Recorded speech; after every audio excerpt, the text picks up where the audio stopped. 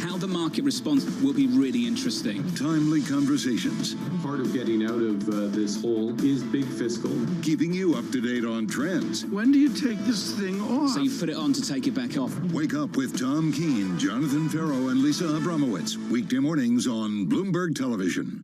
The curtain will rise again. Broadway's returning June. Have you bought tickets? It's busted out. You've got more time here. Have you Commodities are up. Keep going. To the moon. No. Beautiful. Bloomberg Surveillance. Weekday mornings on Bloomberg Television and Radio.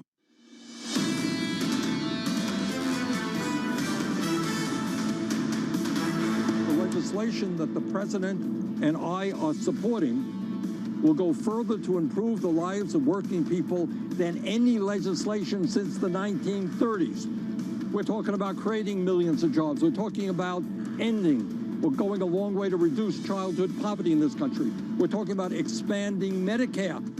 That was Senator Bernie Sanders of Vermont from New York City this morning. Good morning. Alongside Tom Keene, Lisa Abramowitz, I'm Jonathan Farrow, counting you down to CPI in America and earnings season. JP Morgan, Goldman Sachs on deck in the next hour and 10 minutes. You'll hear from JP Morgan potentially in the next 30 minutes. Ahead of that, 43.77 on the S&P. Thank you, Tom. Picking up on every error. If I did that with you and every time you coughed, we'd be here all day, wouldn't we? We would be here all day. 136 and 27 on the 10s. Yields unchanged in the bond market and in stocks. And Tom, euro dollar, 1.1843. Why hasn't it moved?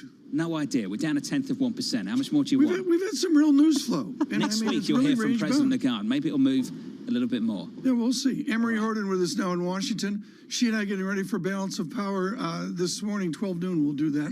Still the morning hour in California. Anne-Marie, the news flow is there, and then there's that little story in the Zeitgeist in the Washington Post. Everybody boning up on the new Cuba. Castro dead 5-6 years. His brother at 90 incapacitated. Diaz-Canel is a new leader, and he faces a non-conventional war. Yeah, certainly. And you see people over the weekend going to the streets. And now what's happening inside Cuba, Tom, is that they're really just cutting off people's access to social media, which is one of the reasons why people were able to gather. You're seeing record inflation, high costs of food and medicine, and people taking to the streets.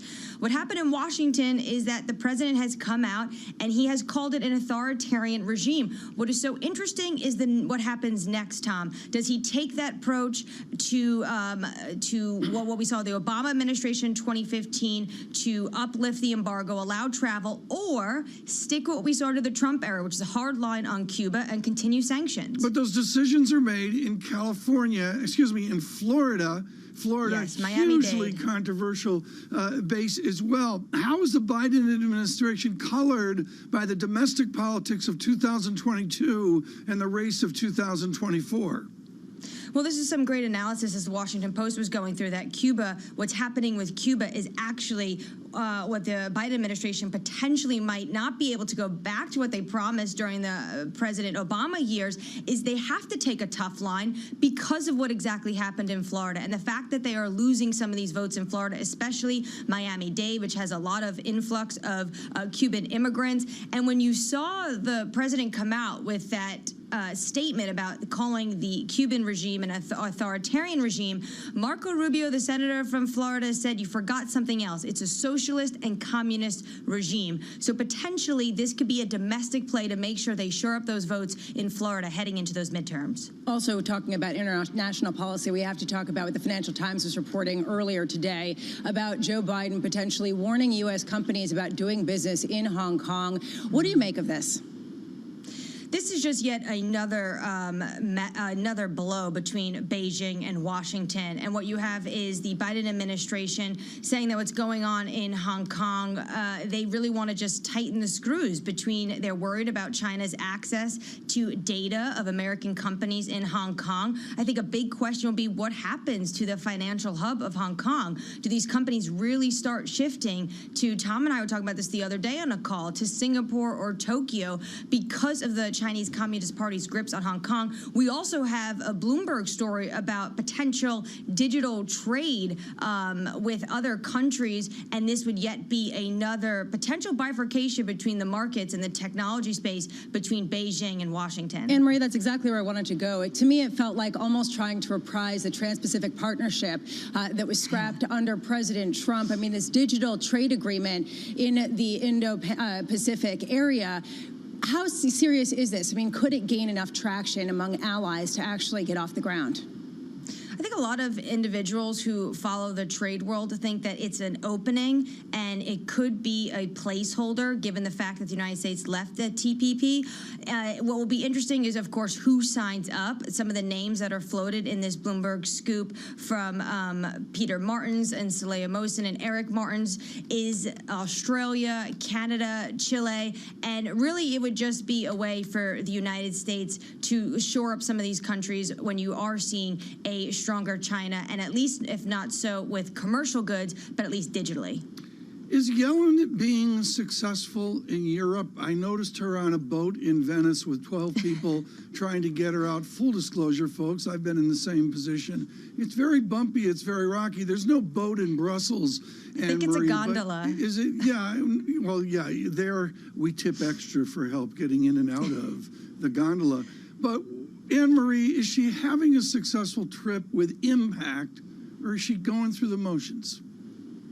I think part of it is successful in the sense that what we saw yesterday at this time when you saw the Europeans are ditching to the side the digital tax levy, whether or not she's going to be successful in trying to help the Europeans get Hungary, Ireland, and Estonia on board in terms of the global minimum tax. But at the end of the day, she came out of the G20 triumphant. Anne-Marie Hordern, down in Washington, D.C., thank you. You two, looking forward to it a little bit later again. Balance of Power, 12 Eastern. I'm bracing myself. Are you? What's it like, Anne-Marie? Is he just trouble at midday? Yeah, exactly. We just go all over the world, and I just have to make sure I'm highly caffeinated. And he just throws out a word. Cuba, go. Yeah. Something like that. Anne-Marie, looking forward to the show exactly. a little bit later. Balance of Power on TV and radio at midday, 12 Eastern time. Let's turn back to that China story. Tom, we've been talking about this for years now. Multinationals who operate in Hong Kong are petrified of saying anything about this law. They're petrified about saying anything or doing anything that loses them access to the mainland. If any of the decisions are going to be made, they won't be made by these companies. They have to be made by the government.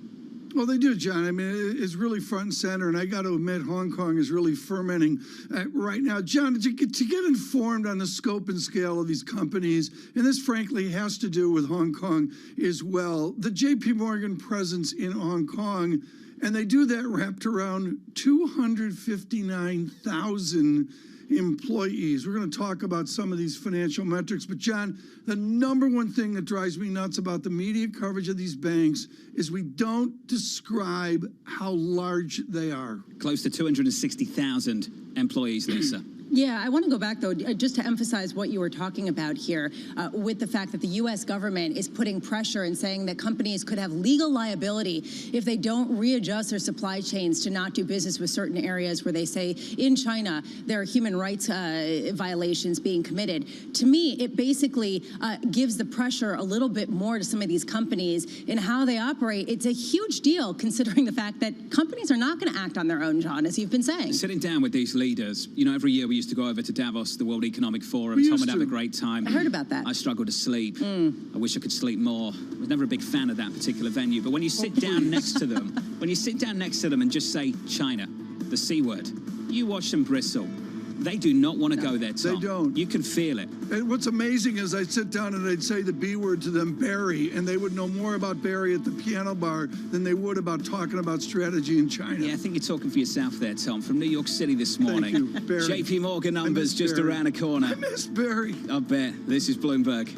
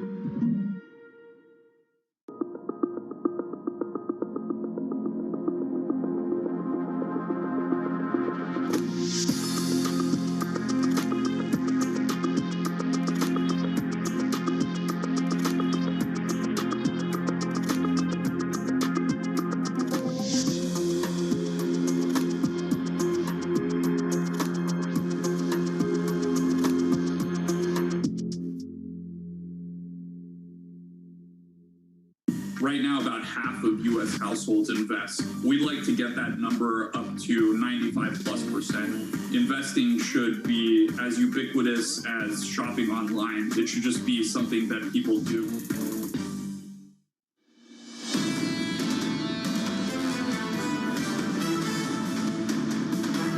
Live from New York City this Tuesday morning. Good morning. Here's the price action this Tuesday in the equity market. 43.76 on the S&P, unchanged on the day. The team over at UBS upgrading their year-end forecast to 4,500 from 44. Just a bit of a lift at 100 points south of the biggest bull on the street, Jonathan Golub over at Credit Suisse. That's the equity market right now. In about 15 minutes' time, we'll be talking about the banks, the big banks in America, and we kick things off with JP Morgan. Switch up the board and look at the performance pre-market. Just a nudge lower in the pre-market. Nothing to pay attention to right now. 157.69 on JP, down about 0.2%.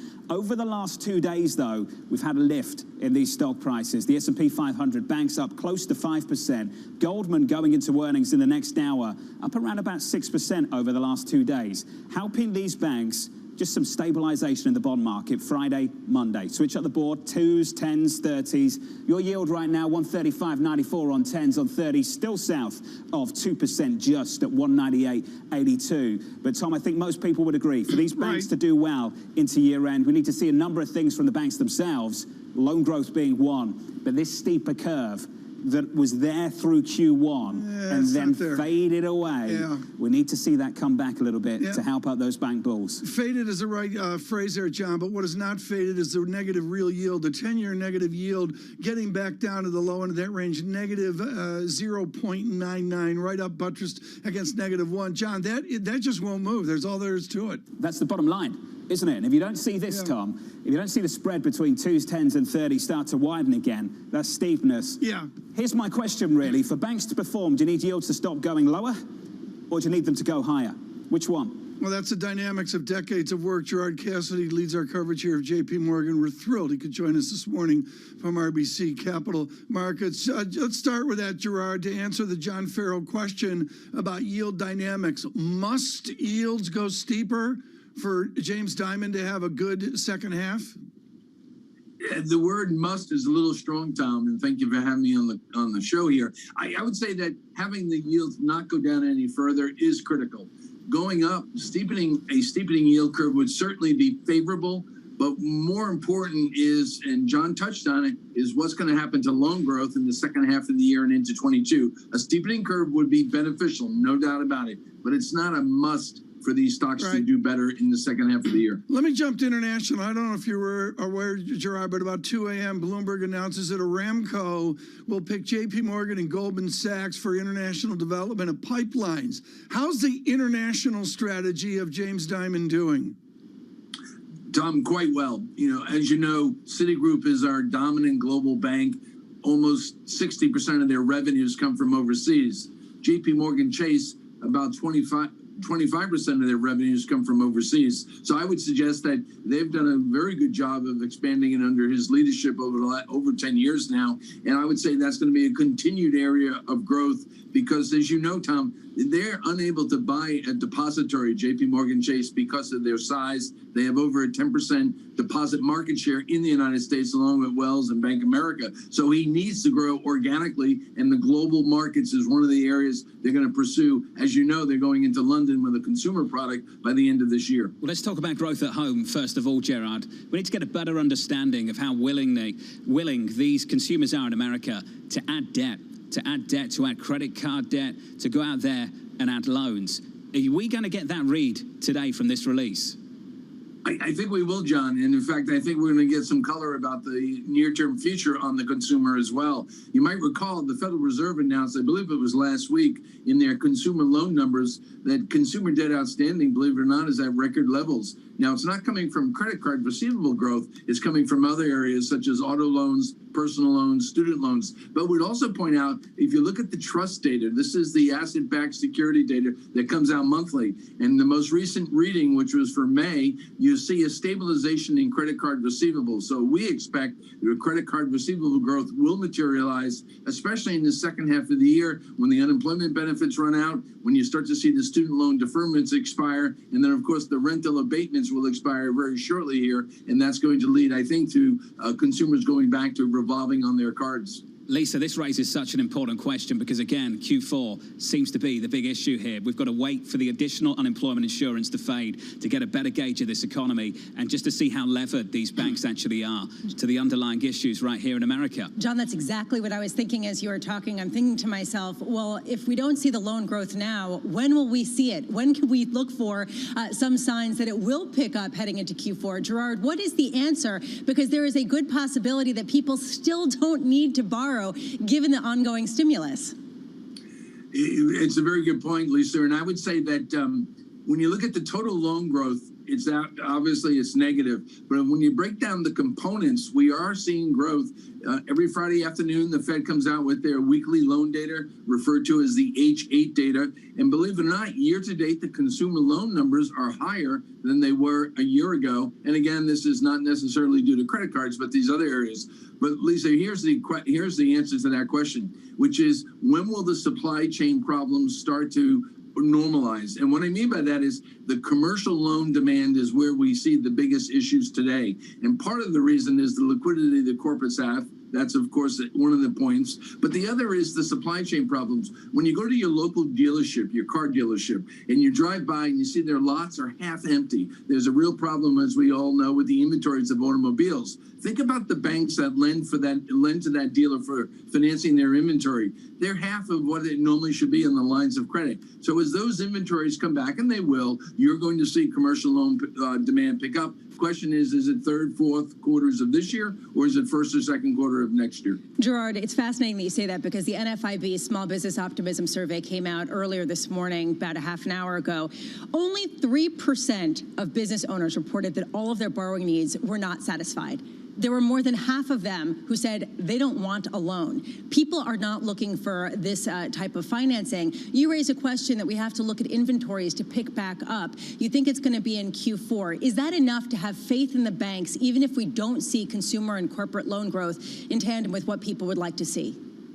It's certainly, we are, as one of the big pushbacks investors give us, that they want to see the loan growth before they jump in. If you go back 60 plus years of data in the United States, total bank loan growth is linked to nominal GDP growth. So if the Fed is right and we get 7% real growth this year, throw in 3% inflation, that's 10%. Next year, let's say we get 4% real growth, 3% inflation, that's 7%.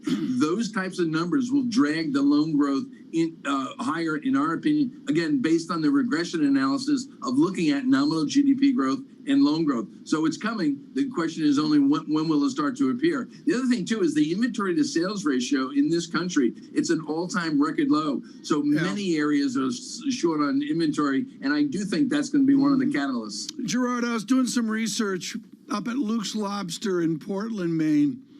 You know, I went up there and Jay's was closed down. I was crushed, no oysters. But I was at Luke's Lobster and I noticed on the way in, there's 4 branches on the corner of banks. Are we debranching still? Is JP Morgan and the others, not Goldman, they're not really a bank, but are we debranching and will that accelerate?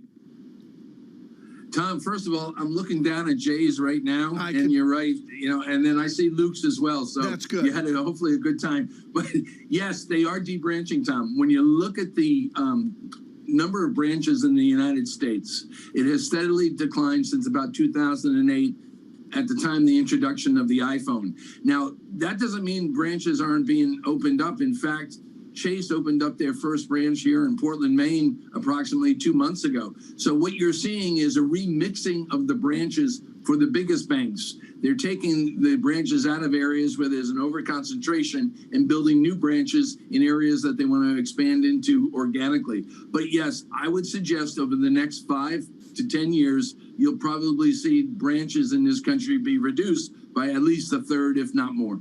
You can get Luke's Lobster in New York City. I just want to throw that out there. It's not the same. You don't need to go to Maine. I'm not saying it's the same. It's not the same. I'm just saying, if you want to save a bit of money, you can get Luke's Lobster in New York City. You don't have to go to Maine. Cassidy just for and I anyone are that's up in at New York. I understand, Tom. Yeah. I understand. Just a final question, Gerard. We're going to work through these numbers together when they come out from JP Morgan. We had an executive order from the president in the last week from the White House about promoting competition in the American economy. Now, a lot of people would say there's a lot of banks in America at the regional level, and we need some consolidation. Do you think we've got a serious obstacle to that happening now with this administration, Gerard?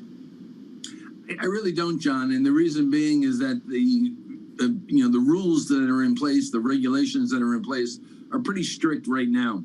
And so I think what you'll see is that the Justice Department will continue to use what they call the Hoffendale Index. This measures deposit concentration when two banks get together. And as you pointed out, there's been a significant consolidation in this industry. We had over 18,000 banks in the early 80s. We're down to about 5,100.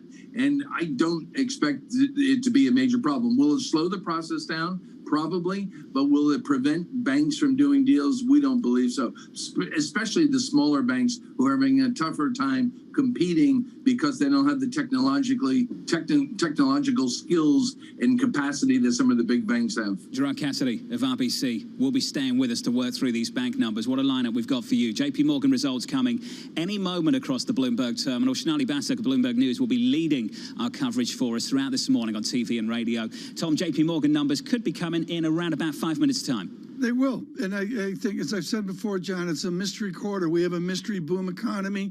As we heard there, we've got supply and all sorts of disruption across many different sectors. And a big bank like that, they've got to adapt and adjust. Pepsi certainly was adapting to a better outcome. Just struggling to get my head around still this idea that because of the amount of fiscal stimulus we've had in the last year, Lisa, we still haven't got a bank sector that is cleanly leveraged to this economy yet, because the consumers don't want loans in the same way they might do. It's the right point, and the idea is, when does this roll off? Does it roll off? And will the momentum in the economy be strong enough to sustain the revenue growth at that point, John? Coming up in the next hour, Stephen Bigger, Argus Research, Director of Financial Institutions. Research, that's coming up a little bit later. 135.60 on 10s, yields in a basis point. JP Morgan numbers just around the corner. Your equity market, all-time highs.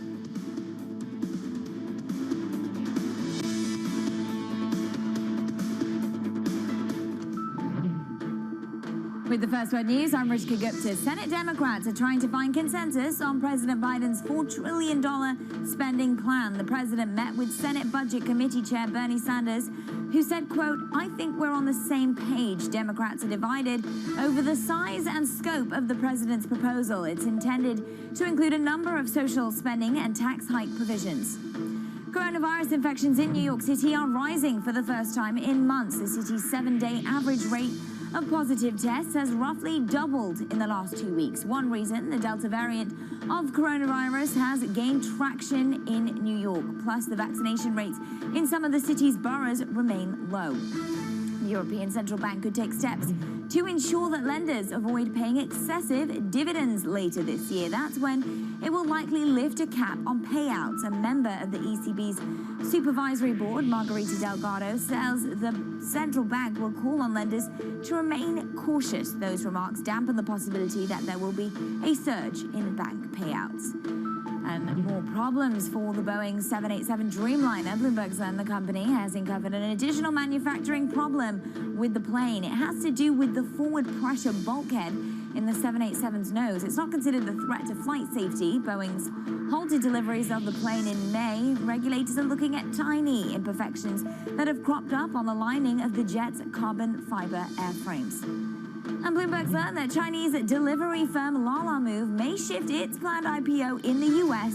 to Hong Kong. We know Chinese regulators have been cracking down on the wave of companies chasing overseas listing. It's not clear whether the companies like Lalamove would be prevented from listing in the U.S. Still, the firm wants to avoid any lengthy delay in going public. Global news 24 hours a day on air and on Bloomberg Quick Take, powered by more than 2,700 journalists and analysts in more than 120 countries. I'm Rishka Gupta. This is Bloomberg.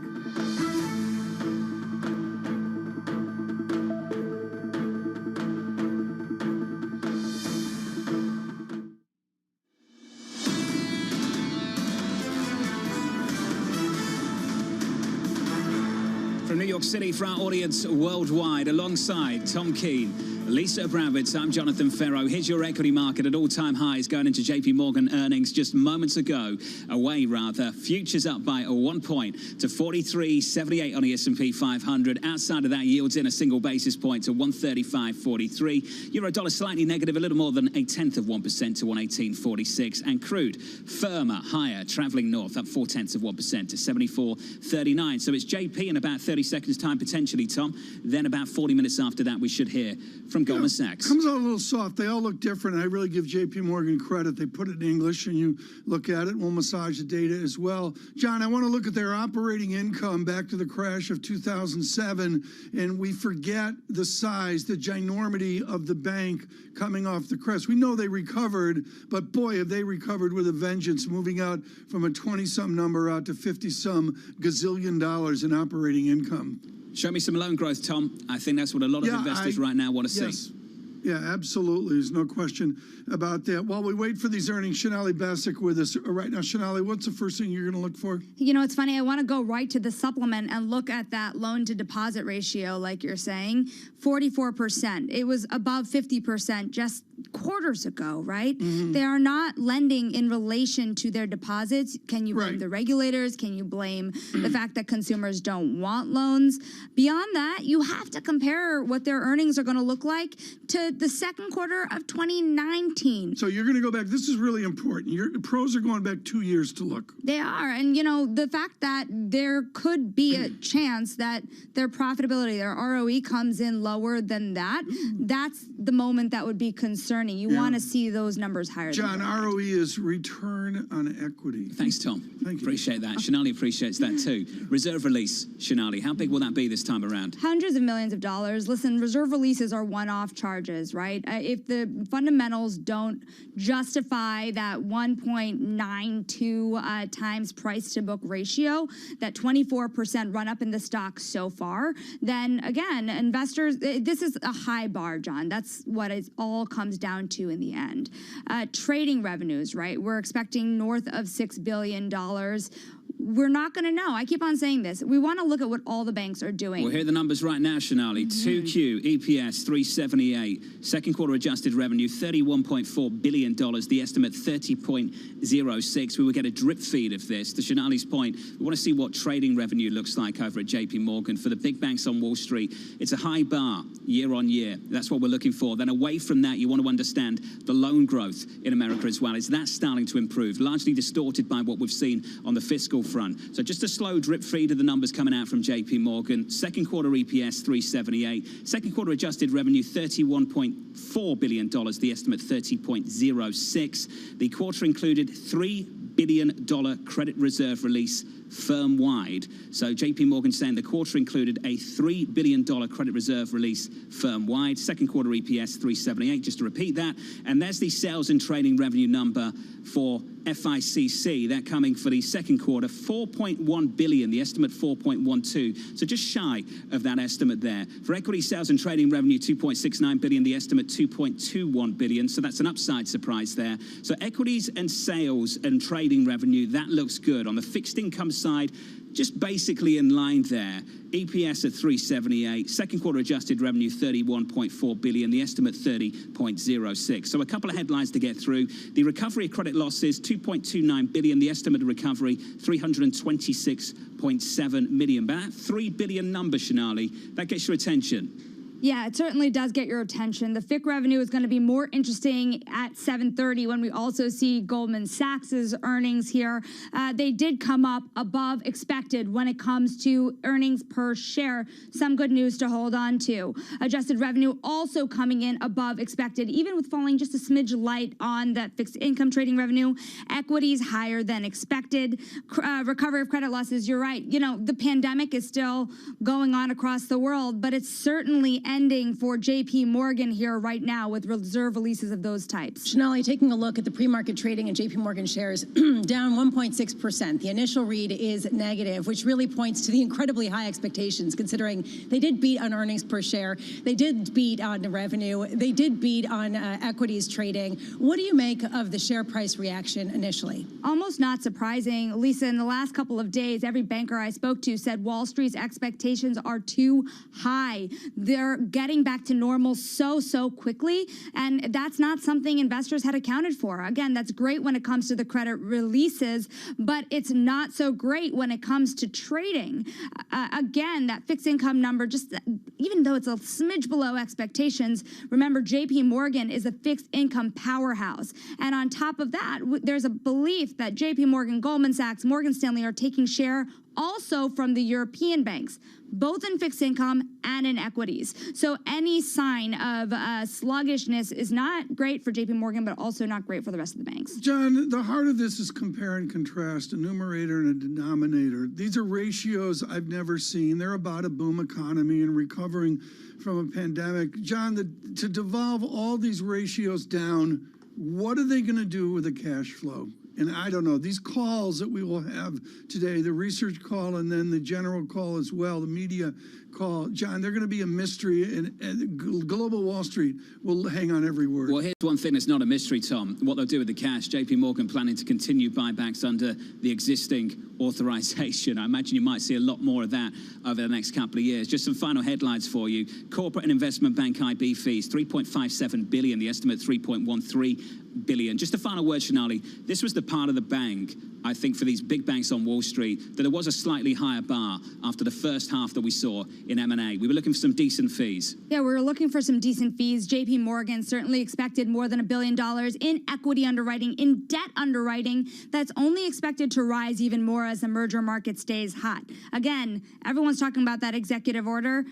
These deals are less than $5 billion for the most part. So that should continue to be a fee pool, but still a small percentage of JP Morgan's business compared to what that net interest income brings in. Shanali, thank you so much. We'll have much more with Shanali Bassick through the morning. Gerard Cassidy with us with RBC Capital Markets. Gerard, I've got a fiction 5-year dividend growth coming off the trauma of 14%. Forget about that statistic. What's the model dividend growth that JP Morgan can deliver? I think, Tom, when you take a look at the excess capital that these banks have, including JP Morgan Chase, in their core revenue and earnings growth, that dividend growth should be considered into the high single. Hello, traders. How are you doing today? Order place to sell short euro. The order place to sell short at 118.45.5. You still have time if you want to. Oops, position opened at 118.45.5. If you're looking to sell short, here is your chance. It moved up, so you can sell short. You can copy this trade at a little bit higher level, and stay with me. We will go through this trade until the end, and we will close this trade in profit. Like I said, you still have chance because we already sold short at 118.45.5. Okay, guys. If you want to get a strategy, please go to companyi.co.uk. You can get a strategy, or you can register for our webinar. Okay, stay safe. I'll speak to you later. There's a high bar, and they met that high bar in almost everything, with the exception being fixed income, commodities, and currencies trading. And yet the shares are lower in pre-market trading. What's your response to that, especially given that the only other disappointment that I'm seeing right now is net interest income? It's going to be interesting because the total revenue number, as you guys have identified, was a little better than expected, and that's important. The other factor, though, is the supplementary leverage ratio fell to 5.4% from the prior quarter's 5.6. Now, by regulation, they cannot breach 5%. Internally, they have a 5.25% internal model that says they can't go below that. So the deposit growth you saw, once again, very significant deposit growth because of the monetary policy this country is pursuing with quantitative easing, and it's forcing these wholesale banks' balance sheets to basically bust at the seams. So I think maybe there's a little concern here that this leverage ratio is getting perilously close to their required minimum that they have set, which is 5.25%. I know on mornings like this, we've got to ask the question, Lisa, but we are down 1.27% after a 4-5% move. Look, going okay. to the numbers themselves.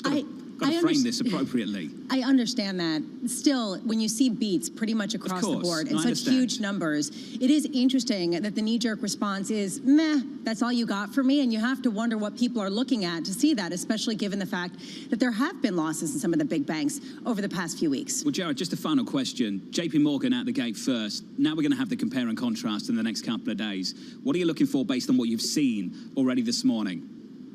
I think what we're going to see, John, is that their FIC number was slightly below expectations, but it was still a very good number. So I think we have to keep an eye on the other banks' big FIC trading, but equity trading, as you pointed out, John, was better than expected. So I think from Goldman and Morgan Stanley, Citi, Bank of America, we should expect equity trading numbers maybe to come in better. And lastly, the investment banking number, as you identified, was also better than expected. So I think the others are going to have similar numbers. And as I think Lisa pointed out, they are taking market share from their European competitors. And I think that was showing up again in the numbers we've seen so far this morning. JP Morgan setting the bar for Goldman Sachs. We'll hear from them in around about 30 minutes' time. Gerard, appreciate your time today. This was special. It's nice to work through the numbers in real time with you. Gerard Cassidy there of RBC Capital Markets. JP Morgan behind us. Goldman Sachs, Tom, just in front of us. It's a different bank, radically different. I think there's too much made about their similarities. John, it'll be interesting to see, obviously, FIC on Goldman Sachs. Also be interesting to see if, frankly, if they make any comments about what they've got in return to office. They've certainly made a lot of headlines there, as has JP Morgan. John, I just really want to emphasize these ratios of their balance sheet go so far beyond the Swiss glory of decades ago. It's like we've imported Swiss bank balance sheets into America. And look at the performance right now. We are negative across the board on JP Morgan by a little more than 1%. On Goldman Sachs, just a touch softer going into numbers. They come out in about 30 minutes' time. Equity futures, 43.77. Your equity market coming into Tuesday at all-time highs. Goldman is next, and then it's CPI in America. With Tom Keene and Lisa Abramowitz, I'm Jonathan Ferro. This is Bloomberg.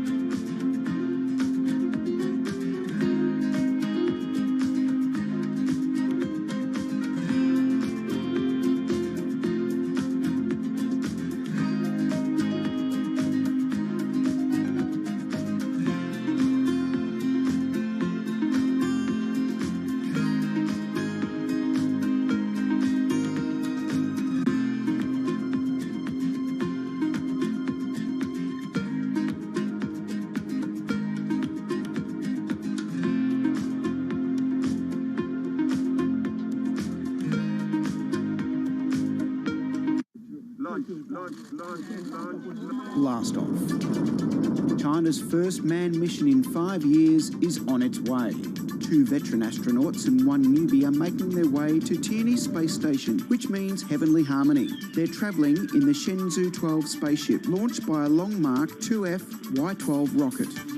我们一定服从命令，听从指挥，沉着冷静，精心操作，圆满完成神舟12号载人飞行任务。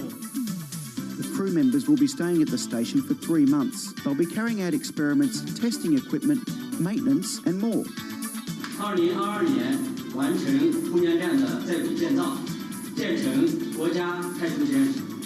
之后，空间站将进入到应用与发展阶段。 Once completed, the space station will allow for stays of up to 6 months, just like the International Space Station.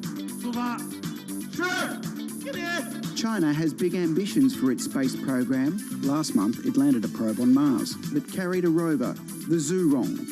It sent 11 astronauts into space and 2 years ago sent the first spacecraft to land on the far side of the moon.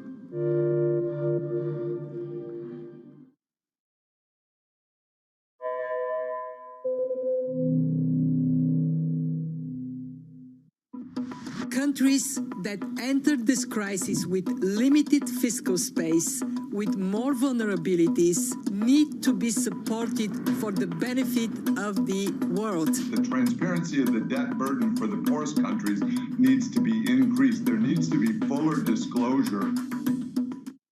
I'm David Weston. Bloomberg Television is reinventing one of the most iconic brands in financial television for a new audience. Join me to see the news program for the clever investor. This is Bloomberg Wall Street Week. Access the financial world on demand. Hear from leading economists, policymakers, and industry experts via live and on-demand webinars, only from Bloomberg. Start exploring to see what's moving the markets. Visit Bloomberg.com/webinars.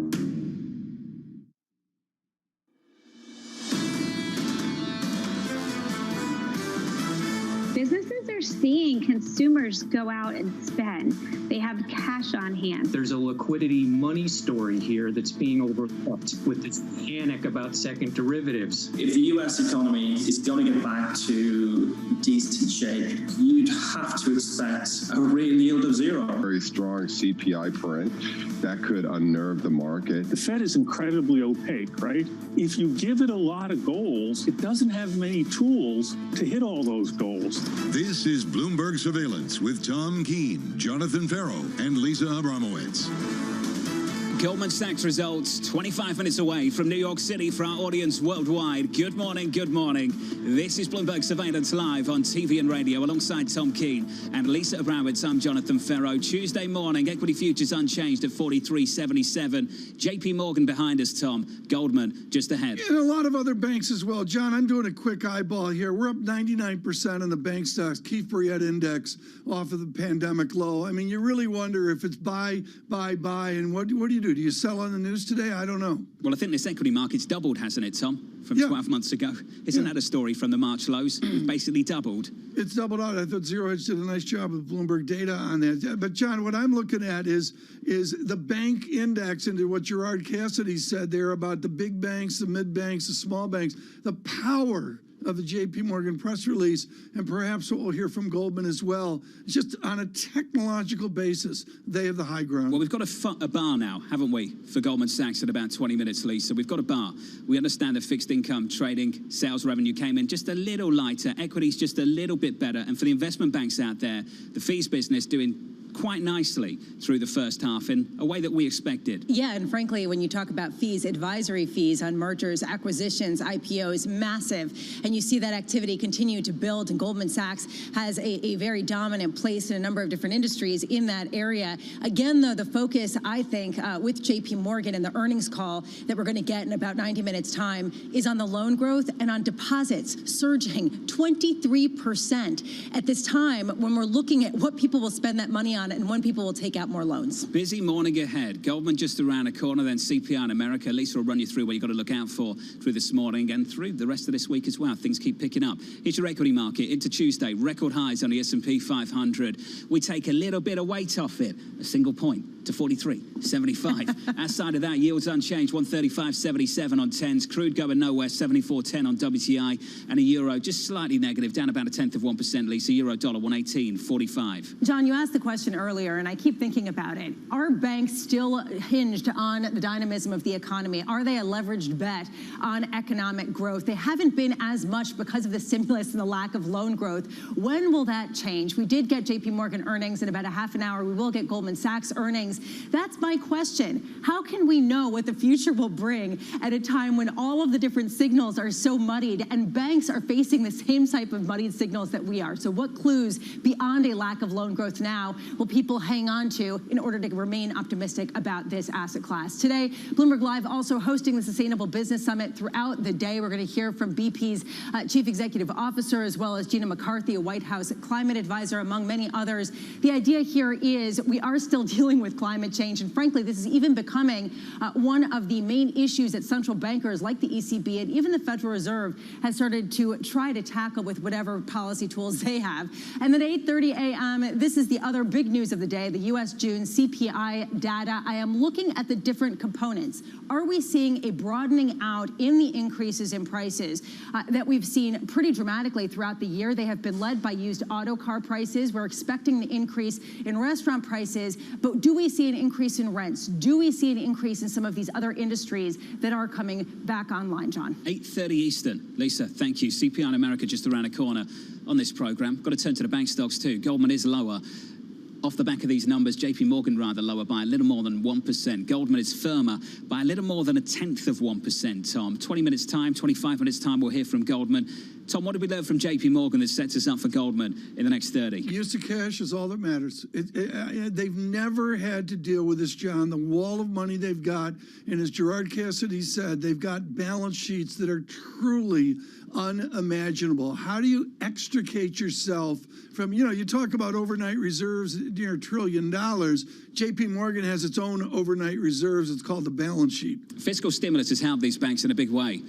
Tom, is it a headwind as well? Do we need to pay attention to that just a whole lot more, given what's happening with loan growth? Irresponsible capital allocation, absolutely. That's the worry out there of the worry warts. But you look at what the stocks have done, and I don't see too many worry warts. Granted, JP Morgan, I'm looking at it right now, John, and it's a little bit off the highs of early June. Again, these conference calls are going to be critical when the sell side asks them about use of cash. Lisa, what's your focus? I'm just thinking about the 23% increase in deposits. The idea, you're talking about when do people start spending that money? When does it actually go toward increasing the economic growth that will actually lead to faster bank growth?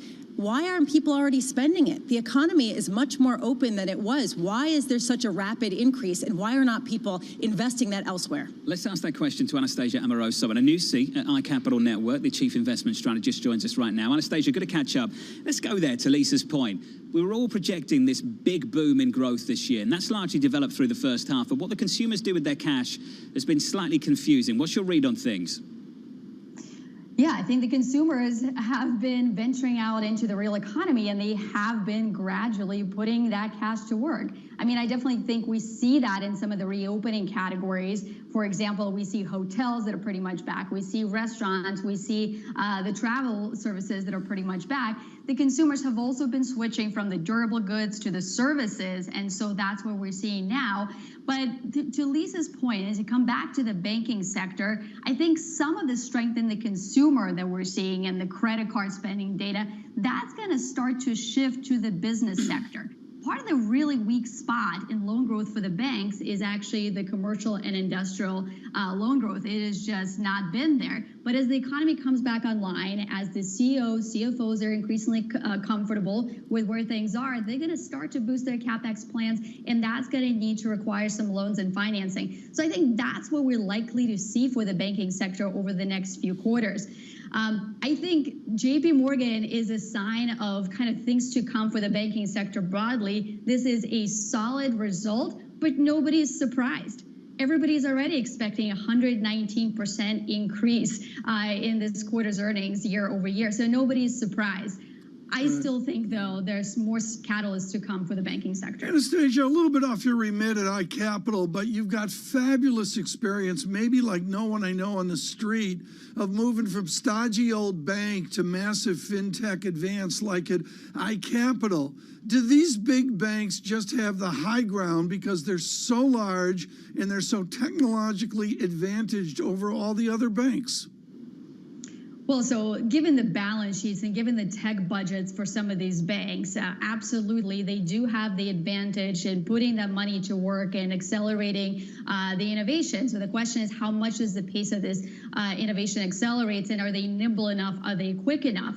So while I like the banking sector, the reason why fintechs are so attractive to us is because the big banks are not seeing loan growth. The smaller banks are seeing rapid market share acquisition. And, you look at neobanking, for example, digital banks with no physical branches, the revenues of that sector today, probably $20 billion. In 5 years' time, that $20 billion goes most likely to $400 billion. Wow. So this is a significant growth. And I think the fintechs can definitely capture that opportunity set in a more pure way than a traditional bank sector can. Anastasia, Are there any real data points within these earnings that matter right now, given the fact that so much of people's view on banks really just hinges on what will happen later on, perhaps Q4? Yeah, I would say there's two things to note about bank results today. First of all, where's the strength? Where's the bright spot in these results? It's actually investment banking advisory fees, advisory revenues. If you look at the strength in the equity capital markets, it's just stunning. For example, M&A had a banner quarter. The volumes are up about over 200%. IPOs have had a banner quarter and a banner year. They're up close to 200% in terms of volumes. So the investment banks are absolutely reaping the benefits. I think that's going to continue for some time, for a number of quarters, because if you think about the preconditions that have been put in place to support this market, you had zero rates, which lured investors into areas of higher growth and innovation economy. That's not going to change. Look at the fund flows. They're going into thematic funds, thematic ETFs, anything from robotics to space tourism to gene therapy. That's not going to change. So as a result, the public markets are offering premium valuations for some of these high-tech, high-growth stocks. And who's reaping the benefits of those higher valuations are private companies. They're tapping this IPO window. They're going public. And as a result, they're probably getting a valuation that's 3.5 times more their last private round after the first day of trading. So the private equity investors are reaping the benefits, but also the banks, of course, are reaping the benefits through those advisory revenues. So I think that's going to be an area of strength for some time to come. Now, Lisa, the other point of this is a lot of optionality. As you say, we don't know what's going to happen in the future, but we can tell what's priced in, and we can guess where that may go. Loan growth is flat today. That's likely to inflect higher. Interest rates are zero today. The markets are pricing in a rate hike. Let's play stop on profit for euro. As you can see, it's moved down. So we will play stop on profit just below our entry level. So anything can happen. We don't know, but we will finish this trade in profit if it will change its direction. Okay, we put 2 pips in our favor. Okay, guys, good. Everybody who decided to copy this trade and follow me, well done. You're already in profit. Don't rush to sell your position. Let's wait. Let's see how far it can go. If it will go up, well, it's day trading. At the end of the day, we will look for another pairs. If it will move lower, we will increase our profit. I'll speak to you later.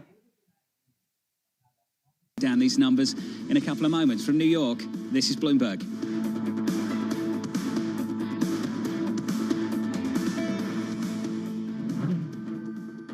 With the First Word News, I'm Ritika Gupta. White House officials are considering a digital trade agreement as a way to counter China in Asia. Bloomberg's learned the proposed deal could cover countries such as Canada, Chile, Japan, Malaysia, Australia, New Zealand, and Singapore. It could set standards for the digital economy, including rules of use of data and trade facilitation. And the Biden administration reportedly will warn American companies of the risks of operating in Hong Kong. According to the Financial Times, those risks include China's ability to gain access to data that foreign companies store there. Another one of the concerns, a new law that lets Beijing impose sanctions on anyone that enables foreign penalties to be implemented against Chinese groups.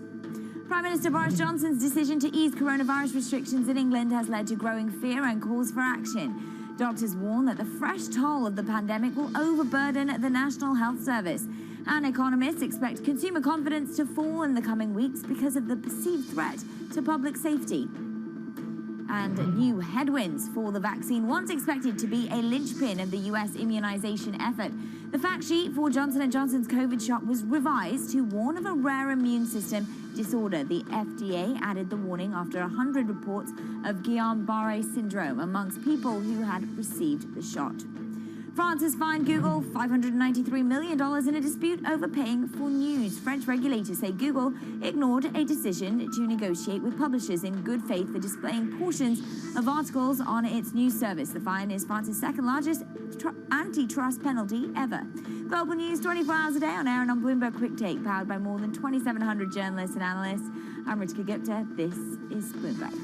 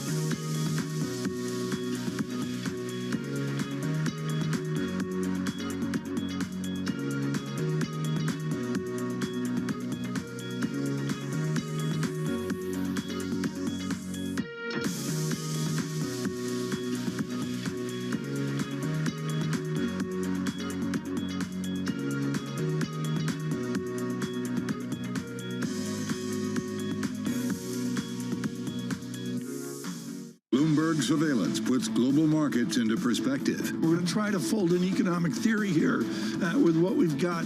Based on data. The focus is going to be on the data, the manufacturing data. How the market responds will be really interesting. Timely conversations. Part of getting out of this hole is big fiscal. Keeping you up to date on trends. When do you take this thing off? So you put it on to take it back off. Wake up with Tom Keene, Jonathan Ferro, and Lisa Abramowitz. Weekday mornings on Bloomberg Television. I think what we've seen during this period of time is that communicating via video is not a fad, that we are using it in all aspects of our lives, for work, for learning, for communicating, for staying in touch.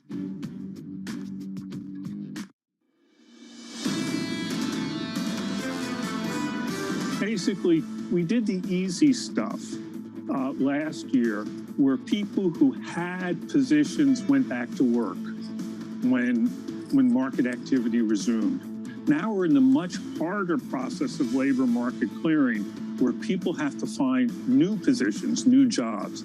The unemployed people now are jobless. That was Vince Reinhardt there of Mellon Investment Management from New York City this morning. Good morning. Alongside Tom Keene, Lisa Bramwitz, I'm Jonathan Ferro. Here's the price action this Tuesday morning. Shaping up as follows on the S&P, unchanged at 43.76, all-time highs into Tuesday, and we just about hold on to them. Outside of that, in the bond market, unchanged there too, 135.77. Yields basically going nowhere, lower by almost a basis point. JP Morgan out with numbers around about an hour ago.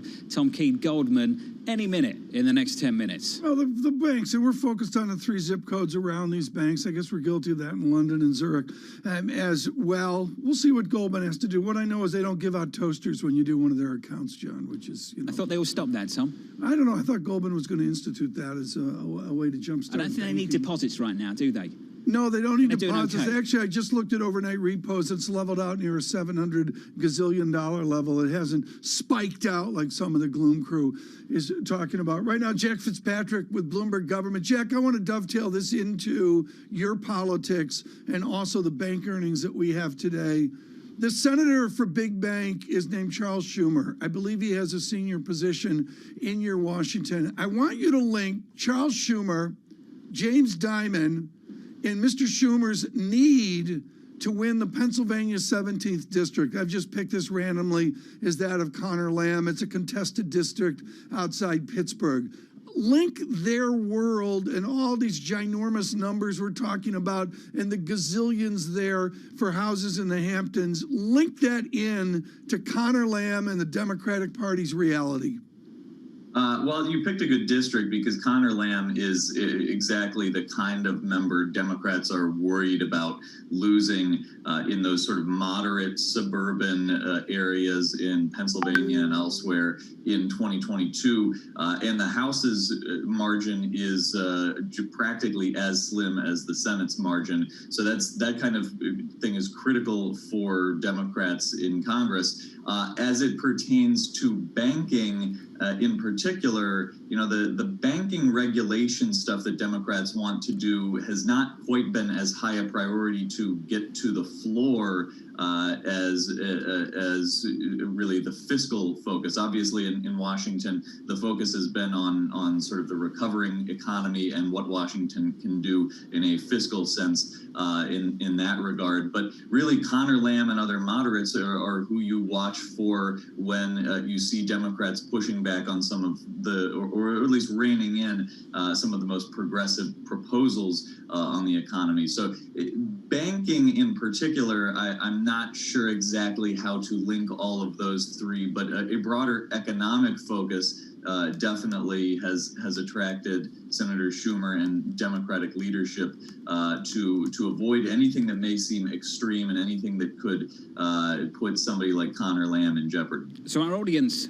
on TV and radio is well aware that over the last few weeks, several months, this administration has been pushing quite hard to establish a global minimum tax rate. We've caught up with Secretary Yellen of the Treasury. Says the following: I expect U.S. companies will push for a global tax deal. There is a view, Lisa, that the Treasury, at least the Treasury, thinks that corporations in America would like to see the same thing. Which is important in terms of getting congressional support together in order to back some sort of global minimum tax deal. The Republicans in particular, she is talking about Republican support, Jack, when she talks about companies actually wanting this deal to come to the fore. What do you make of that? Is that a convincing argument that Republicans will be swayed by corporate interest in having this kind of international deal? Well, I know Secretary Yellen has said there are a couple different tracks where they've made progress in some areas more than others. There still is the outstanding question of if all of this on a global minimum tax would need 2/3 in the Senate because of the international aspects of this, rather than treating it as a normal tax bill that would need 60 votes in the Senate.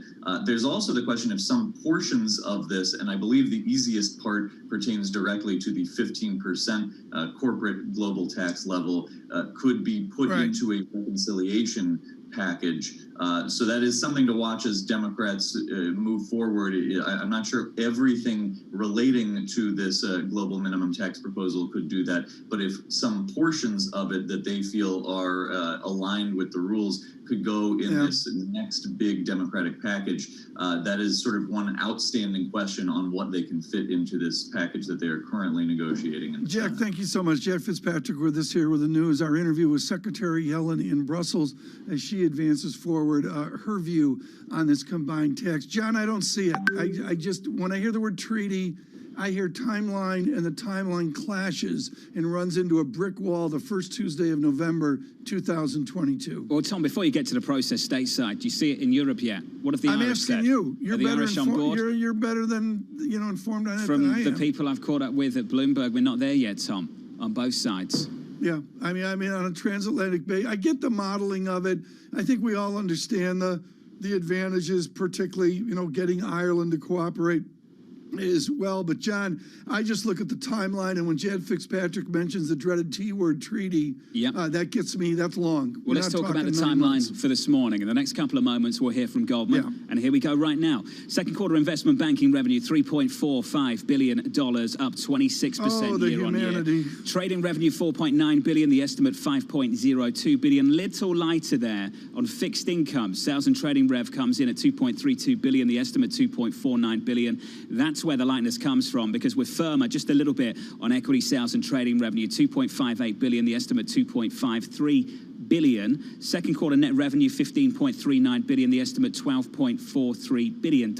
Second quarter EPS, $15 and around about 2 cents. Tom, a lot of numbers there to pour through, but just to give you some of the highlights so far from Goldman. Yeah, and they put right up top the quarterly dividend to go to $2 per common share. John, this is what you're going to see. And on use of cash, this is what matters. The first look, Shonali Bassick, what do you see? Yeah, absolutely. Trading is still that engine that underpins Goldman Sachs. So the trading coming in a little bit lighter than expected will be a disappointment for all of Wall Street, really. Again, we'll want to see where the market share gains are in a normalizing market.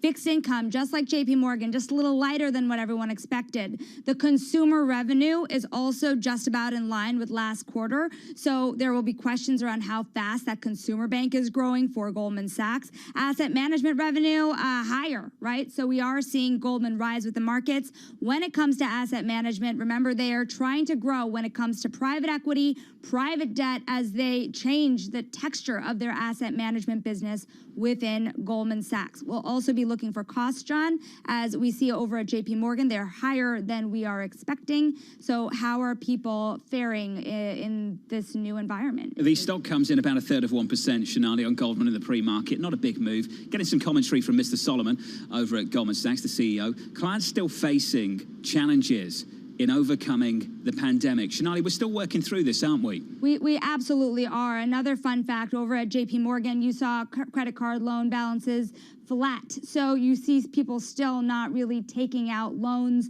to get through this pandemic, really saving more, shoring up their balance sheets. It's interesting to hear him say that, because remember, their investment banking revenue in this set of earnings is coming in greater than expected. So as far as their corporate clients go, they are certainly active, right? We saw Goldman Sachs for the first 6 months of the year bring in M&A volumes over $1 trillion, faster than they ever have in history. So again, gaining from mergers and acquisitions, but trading is still a bigger piece of that pie. Investment banking revenue, just to give you some perspective, up 26% year over year, another blockbuster moment. One thing Anastasia Amoroso of iCapital was saying just moments ago was that she expects this to continue being an engine for the banks. Do you hear this from executives that, you know, this is not a one-time boom, that this kind of mergers, acquisitions, IPO kind of trend will be ongoing? Yeah, I really pushed them about this just days ago, and the thing that all the bankers are telling me, Bank of America, Goldman Sachs, is that M&A is not just M&A. Brings in the corporate clients to give you that derivatives business, hedging, underwriting businesses, so it could be a fee driver elsewhere, plus it's less capital intensive. It has a better return on equity than some other businesses. But with that said, a smaller, much smaller percentage of the business.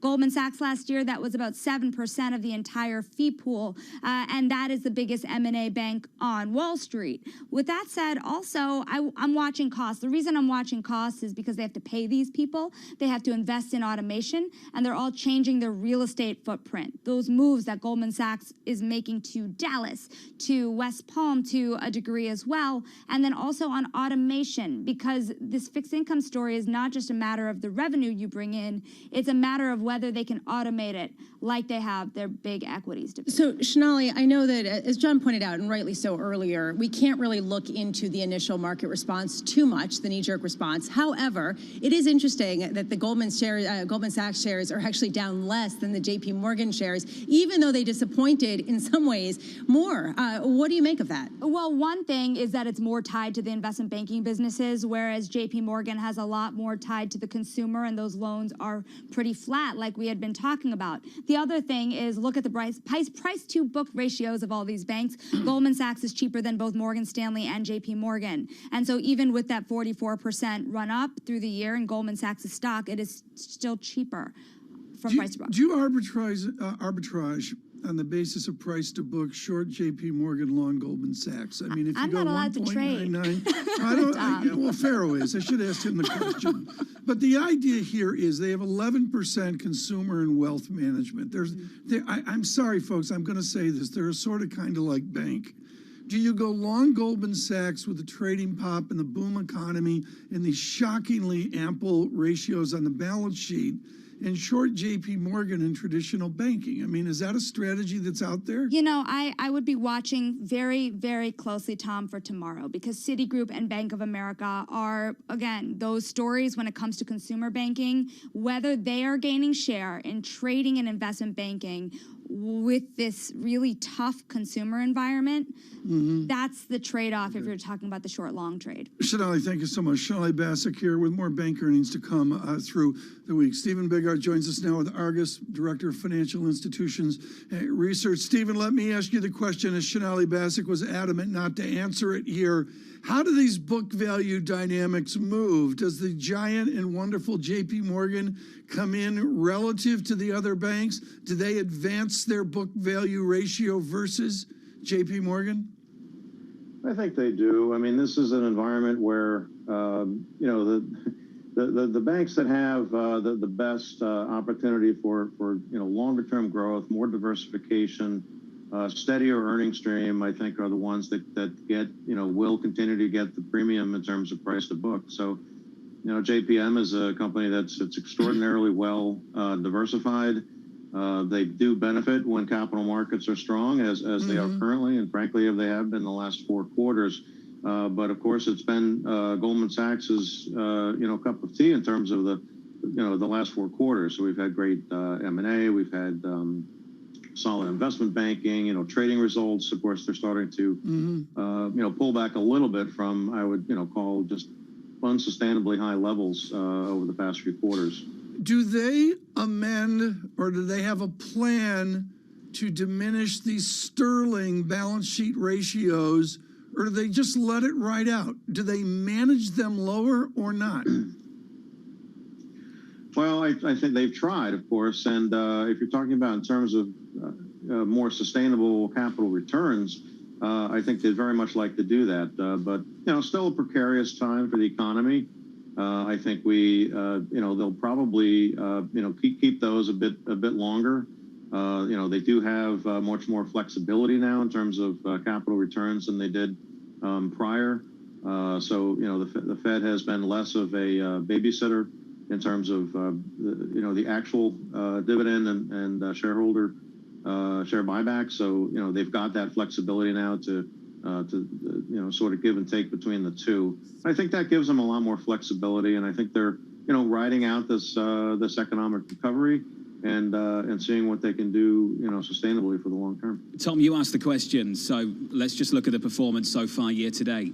There's 20 percentage points of outperformance on Goldman versus JP Morgan so far year to date. We're at 44% on Goldman. Tom, JP Morgan by 24%. Look, JP Morgan's had a great year so far. It's just Goldman Sachs has had a fantastic year so far. Well, there's just two different platforms. Jan Hatzius is coming out with GDP estimates within the report, I believe. And what's important to me, John, is Sonali Basak mentioned you go back to 2019 for a pre-pandemic compare. If you take 2 years of their estimated GDP growth, you end up with 11.5% growth, 24 months, which is 5.75% per year. Run rate in America is in the vicinity of 2 to 3%. Well, let's look at the forecast in the release this morning, Tom. GDP growth in 21 expected at 6.8% in the US. US GDP growth in 22, 4.7%. So you're looking at 6.8% this year, 4.7% next year. And Stephen Bigger asked you the question. They're great GDP figures. Is that something that some of these banks can actually leverage? Because so far it hasn't translated into the loan growth that the banks of JP Morgan, investors in those names, were hoping for. Do you start to see that happen in Q4 and beyond? Well, I think it's a second half, you know, help for the banks. Loan growth has started to resume at this point. I mean, that's going to be the, you know, the most likely beneficiary for banks is to get the loan balances to expand a little bit, where they've just been, sort of held back. And we think there's a number of reasons for that. Confidence previously had not been where it needed to be, had tons of government stimulus in the form of enhanced unemployment benefits or, the outright checks to individuals. So Americans were flush with cash. They didn't need to borrow. But that wears off. The enhanced unemployment benefits in September.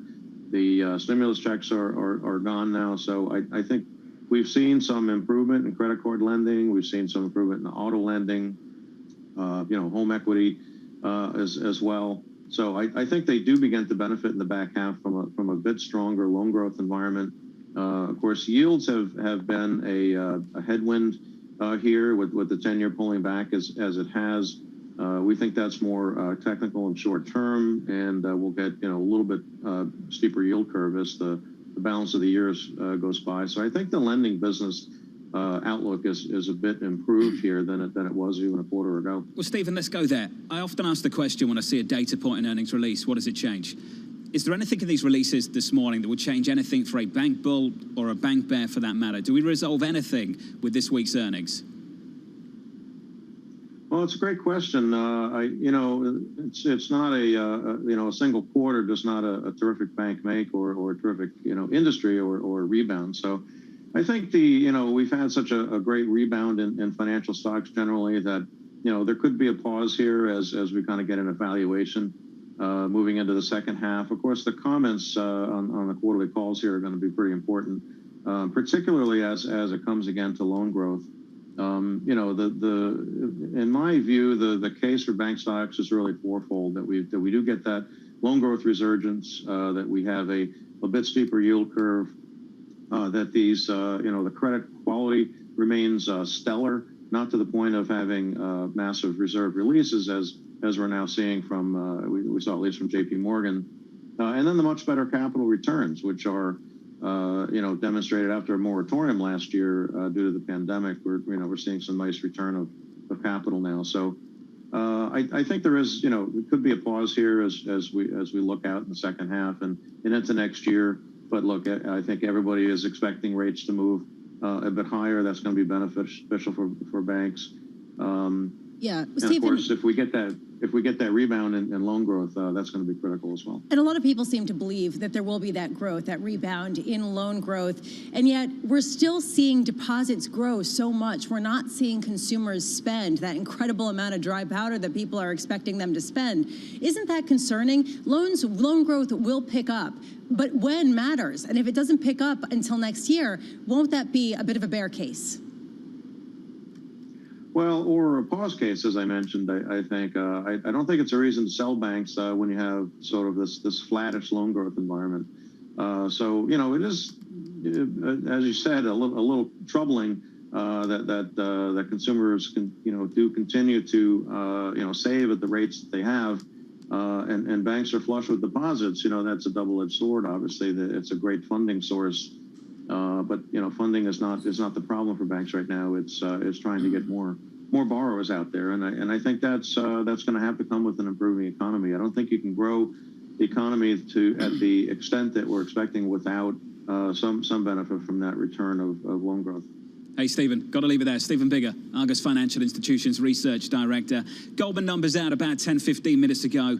Sales trading revenue coming in just a little bit lighter, 4.9 billion.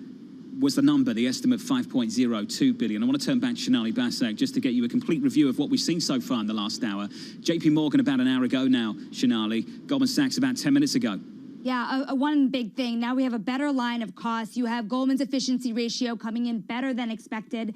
Headcount pretty unchanged. Over at JP Morgan, that headcount is a little bit higher, and the costs are coming in higher than expected, certainly for the full year expectations. So again, it's going to come down to efficiency. This is a story we have seen before on Wall Street. At Goldman Sachs, listen, that trading revenue, the FICC trading is a little bit lighter than expected for Goldman Sachs, with about almost a third of their business, their net revenue coming in from global markets.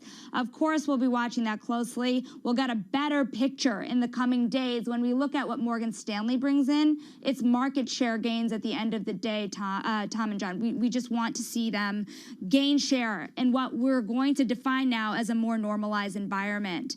That idea of a more challenging environment for clients is something we'll want to hear more from David Solomon from on the call. Use of cash, Sonali, I'm just going to go back to it. I went back. You can do this, folks, on the Bloomberg. The function, I use it all the time, is DVD, because dividends matter. Before the crisis, 06, out to 2021, maybe you go into 22, the dividend from 0.35, 35 cents to $2 a share. It's a money machine.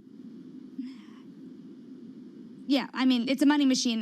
The other thing, Tom, I sent this note to you a little earlier. That value at risk number that we saw over at JP Morgan, I don't want to ignore it. The reason I don't want to ignore it, that going down to 42, there's a concern coming inside these banks and from their clients that the banks are not going to step in or are not stepping in times of stress. We have not seen that to a great degree yet.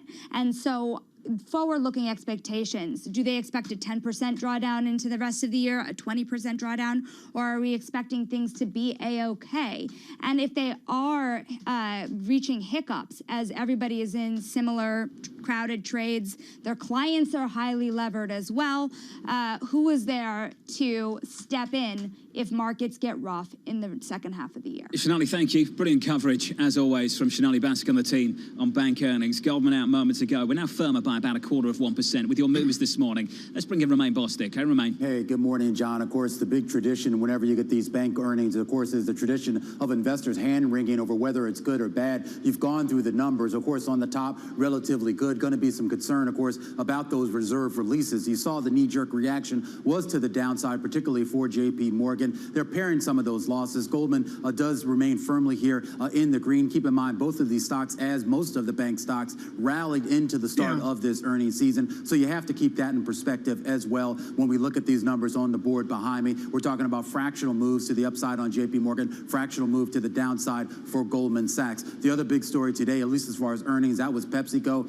and it was definitely a positive here. You're talking about strong 13+% organic revenue growth here year over year. That's about double what the street was looking on a growth basis. A lot of that came from North American beverages and the North American snack segment, the Frito-Lay segment. You did see a significant decline for Quaker Oats. That's, of course, primarily breakfast foods, stuff that people would eat at home. That dropped about 14%, presumably because a lot of folks are getting back out into the public here and eating breakfast outside the home. Flip up the board, a few other stories moving markets this morning. Boeing shares lower here. Interesting commentary today about a 787 Dreamliner saying it's not going to actually be able to deliver all that it had planned to deliver on those planes, primarily because of a flaw in the nose. And a lot of the Chinese tech stocks getting a bid here after Chinese regulators signed off on a big acquisition that Tencent was making. Some concern here now that maybe that regulatory cloud might be lifting. Romain, thank you. Romain Bostic, thank you very much. Catch Romain at a close. More coverage of the banks still to come on radio, on TV, alongside Tom Keene and Lisa Abramowitz. I'm Jonathan Ferro from New York. Chris Harvey of Wells Fargo weighing in next. This is Bloomberg.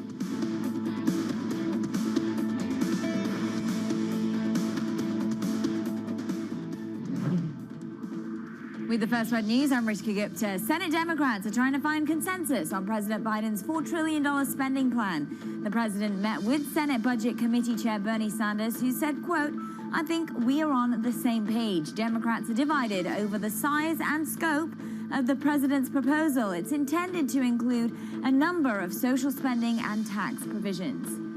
Coronavirus infections in New York City are rising for the first time in months. The city's 7-day average rate of positive tests has roughly doubled in the last 2 weeks. One reason the Delta variant of the coronavirus has gained traction in New York, plus the vaccination rates in some of the city's boroughs remain low. Boeing will deliver fewer 787 Dreamliners this year than originally planned. Mechanics have expanded their inspections into the planes, looking for tiny structural flaws. Boeing now expects to hand over less than half of the 100 or so Dreamliners stashed in the desert and around its factories. PepsiCo reported the fastest sales growth in years. Thirsty consumers returned to restaurants, bars, and stadiums. Meanwhile, others loaded up on chips and other snack foods.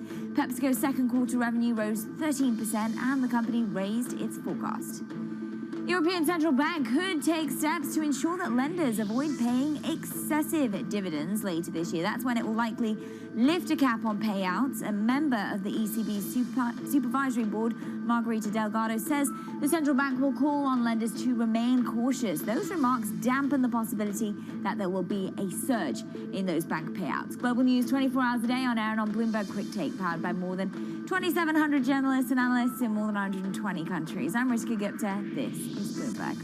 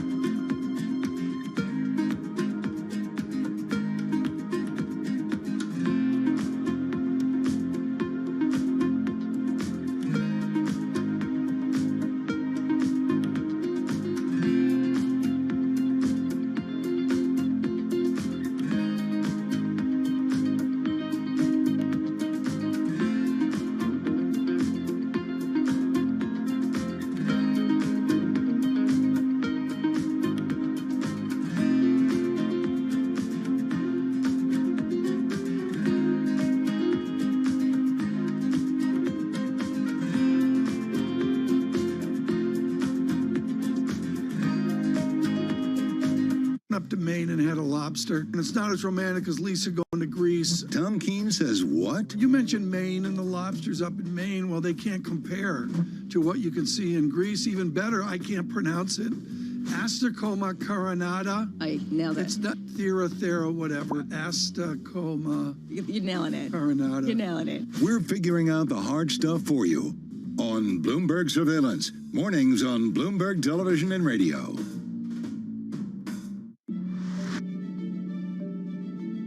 We're now in the early stages of a sustainability revolution. The battery problem may be the biggest unsolved problem in all of technology. Every time the United States has done great transformative things, there's been a partnership between government and the private sector. With a willing partner to ensure competitiveness and draw in investment in the United States, Canada's going to be able to be even more ambitious. The objective for Glasgow, first and foremost, is to keep that 1.5 degree temperature rise within reach. The train has left the station.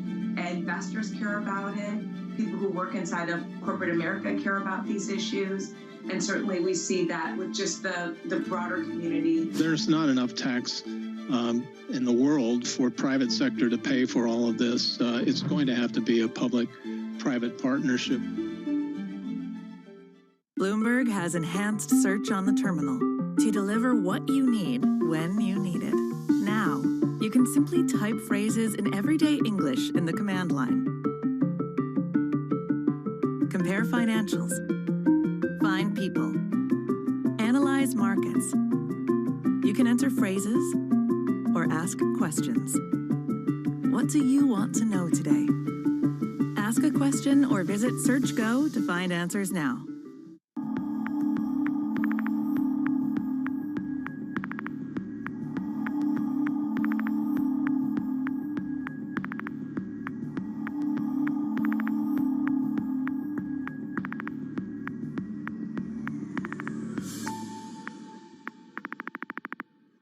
Trading revenues coming in better than expected. Everything cash, $1.4 trillion of cash. One of the most notable aspects of this report that was stellar. Valuations, particularly, sort of the technology landscape, have gotten to some pretty extraordinary levels.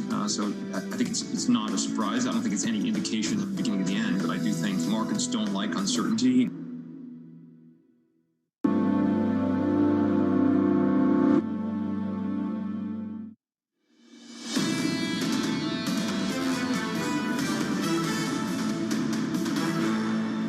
From New York City for our audience worldwide, live on TV and radio. So much to get through this Tuesday morning. Good morning. Alongside Tom Keene, Lisa Abramowitz, I'm Jonathan Ferro. Your equity market, all-time highs into Tuesday, 43.77. Equities unchanged this morning. Yields lower by about a basis point now to 135.43. I know it's going to be a scramble, guys, in a control room, but if we can get the banks up, it'd be nice to take a look. Let's bring the banks up. Let's bring the banks up, Tom, and check out Goldman and JP Morgan. Goldman coming in a little bit lighter on trading, Tom, but investment banking pretty tidy and widely expected, I have to say, for the first half. So here are the moves. JP Morgan down 0.6. Goldman Sachs craters. up 0.5%. TK, given the snark and sarcasm that you're spewing this morning, worth pointing out the year-to-date gains, which I think is what Tom's getting at. Up by more than 20% at JP Morgan, up by more than 40% at Goldman year-to-date. John, here's the game, folks. And in the case of JP Morgan, I believe it's 2 conference calls. They're going to come out of the conference calls, and these guys are going to be grilled. I mean, grilled on the view forward. And John, I don't know what that view is. I mean, it's the forward look. Tom, I'm with you. It's the forward look we want. And Lisa, it's the forward look on loan growth that I think everybody wants to see. I personally think that the moves are interesting, even though they're not that significant, based on the year-to-date moves where Goldman Sachs has already outperformed so significantly. Look, the positive news has been in investment banking revenues, right? That's where the bright spot has been across the board. That is seen to and expected to continue, whereas loan growth is much more of a question mark. There's some really mixed signals there. So JP Morgan more hinged to that. Goldman Sachs more hinged to a part of the economy that is more certainly going to pick up. And I think that that's a big message. This is why Tom and I could never be the amazing columnist that you are, Lisa, because you can take moves of 50 basis points either side and turn it into a compelling story, Tom.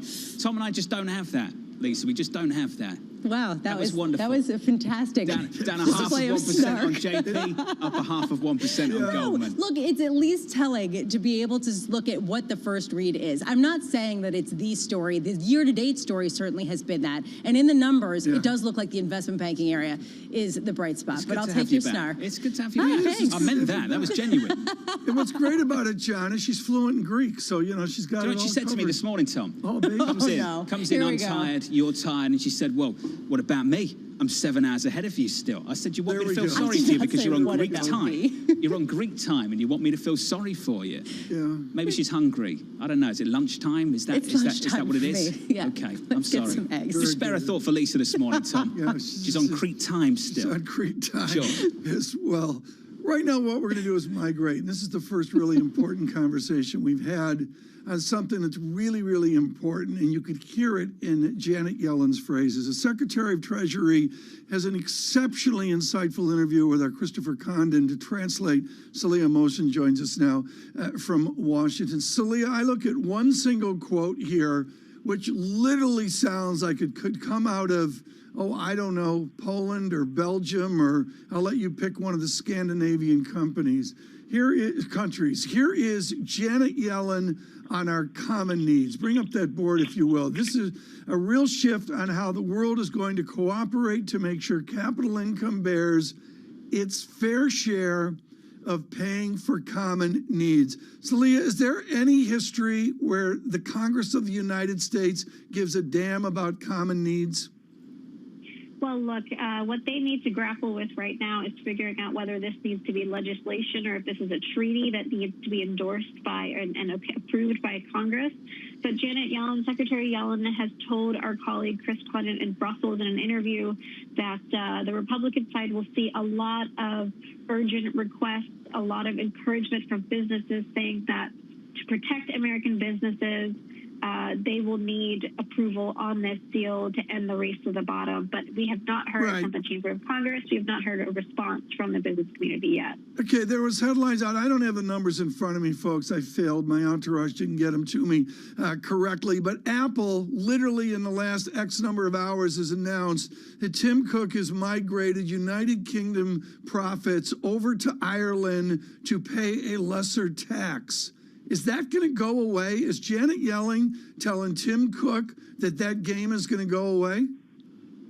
You know, that's what it looks like. She did not share with Bloomberg News what her specific conversations with Ireland's Donahue were. She did say that it is clear that Ireland will want to make sure that they can sell that plan as being in the best economic interest for the country, for Ireland itself. But she is clearly signaling a hope that Ireland signs on to this deal. Saleha, in emphasizing the business interest here, the business pressure on Republicans in particular, is Janet Yellen, Treasury Secretary Yellen, speaking more to Europeans saying, we actually do have a consensus, I'm coming from a united front? Is that the effort here? Absolutely. I mean, this is definitely a lot of messaging for Europeans who she has been negotiating with for the past week in Brussels and in Venice and last month, and really just most of this year so far.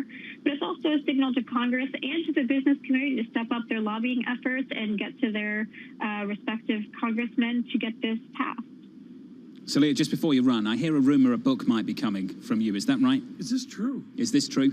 Oh, yes, that is true. I'm writing a book about the Treasury Department and the strong dollar policy. There we go. If the movie rights been sold? Absolutely not. But Tom Keene, you can be the star. Surveillance exclusive right here. That's all he wants to know, Celia, honestly. What about me?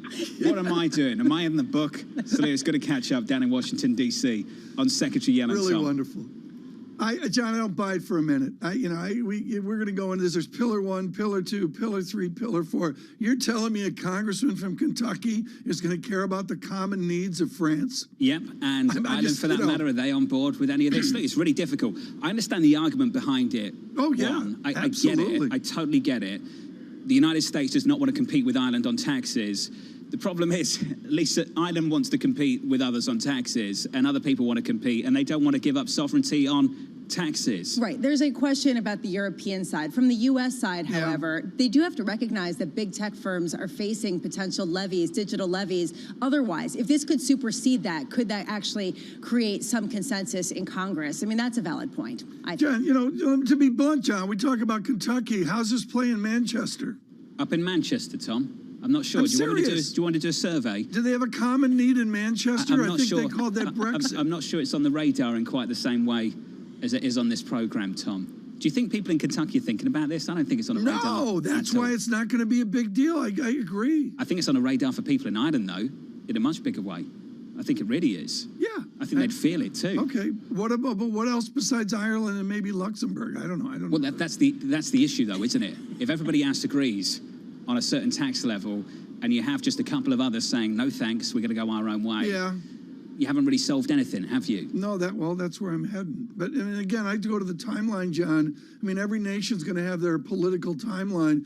But when I hear the word treaty, I'm sorry, I go out longer. Coming up, Chris Harvey of Wells Fargo, the head of equity strategy on this market, who I believe is at 38.50 on the equity market over at Wells. And right now, equity futures on the S&P, 43.77. UPS, incidentally, a little bit earlier today, up to 4,500 now, year end, just 100 points south of Jonathan Golub over at Credit Suisse. So the equity market at record highs, your bond market yields come at about a basis point, and we've got to talk about Goldman and JP Morgan, and we'll do a whole lot more than that coming up next. In the next hour, 8:30 Eastern, 35 minutes away at CPI in America, on radio, on TV. This is Bloomberg.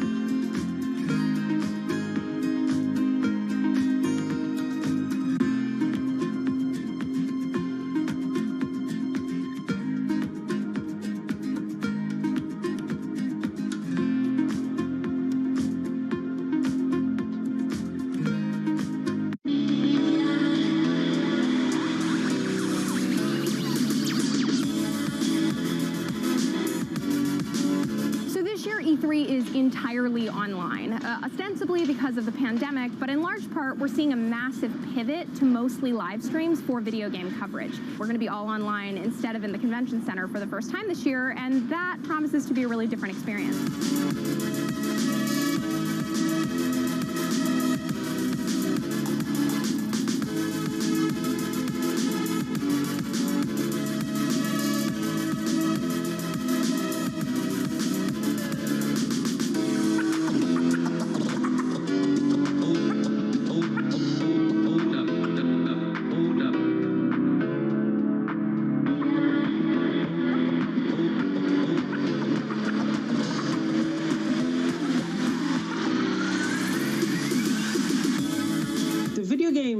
industry has really been interesting during the pandemic. It has actually grown substantially since everyone was stuck inside. And of course, this makes sense, right? We're all looking for some amount of entertainment, and stuff like Fortnite in particular offer also a social component, right? People can join up and kind of meet up online and spend time with their friends.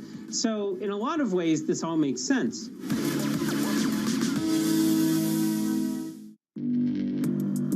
Access the financial world on demand. Hear from leading economists, policymakers, and industry experts via live and on-demand webinars, only from Bloomberg.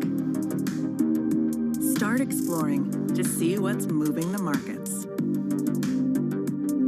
Visit Bloomberg.com/webinars.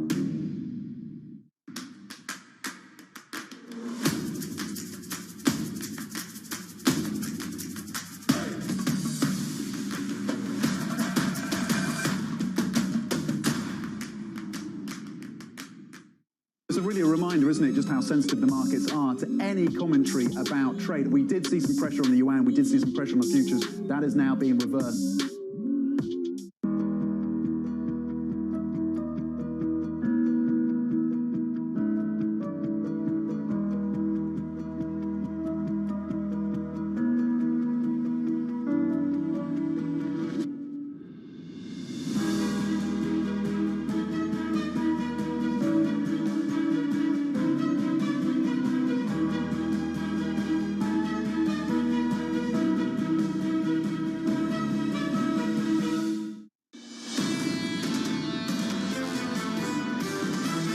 Consumers have been venturing out into the real economy, and they have been gradually putting that cash to work. When you look ahead to the next few quarters, we very much believe the economy will be still growing well above trend. You just don't see losses in equity markets without the markets starting to move considerably more than it is now. If the US economy is going to get back to decent shape, you'd have to expect a real yield of zero. The Fed is incredibly opaque, right? If you give it a lot of goals, it doesn't have many tools to hit all those goals. This is Bloomberg Surveillance with Tom Keene, Jonathan Farrow, and Lisa Abramowitz.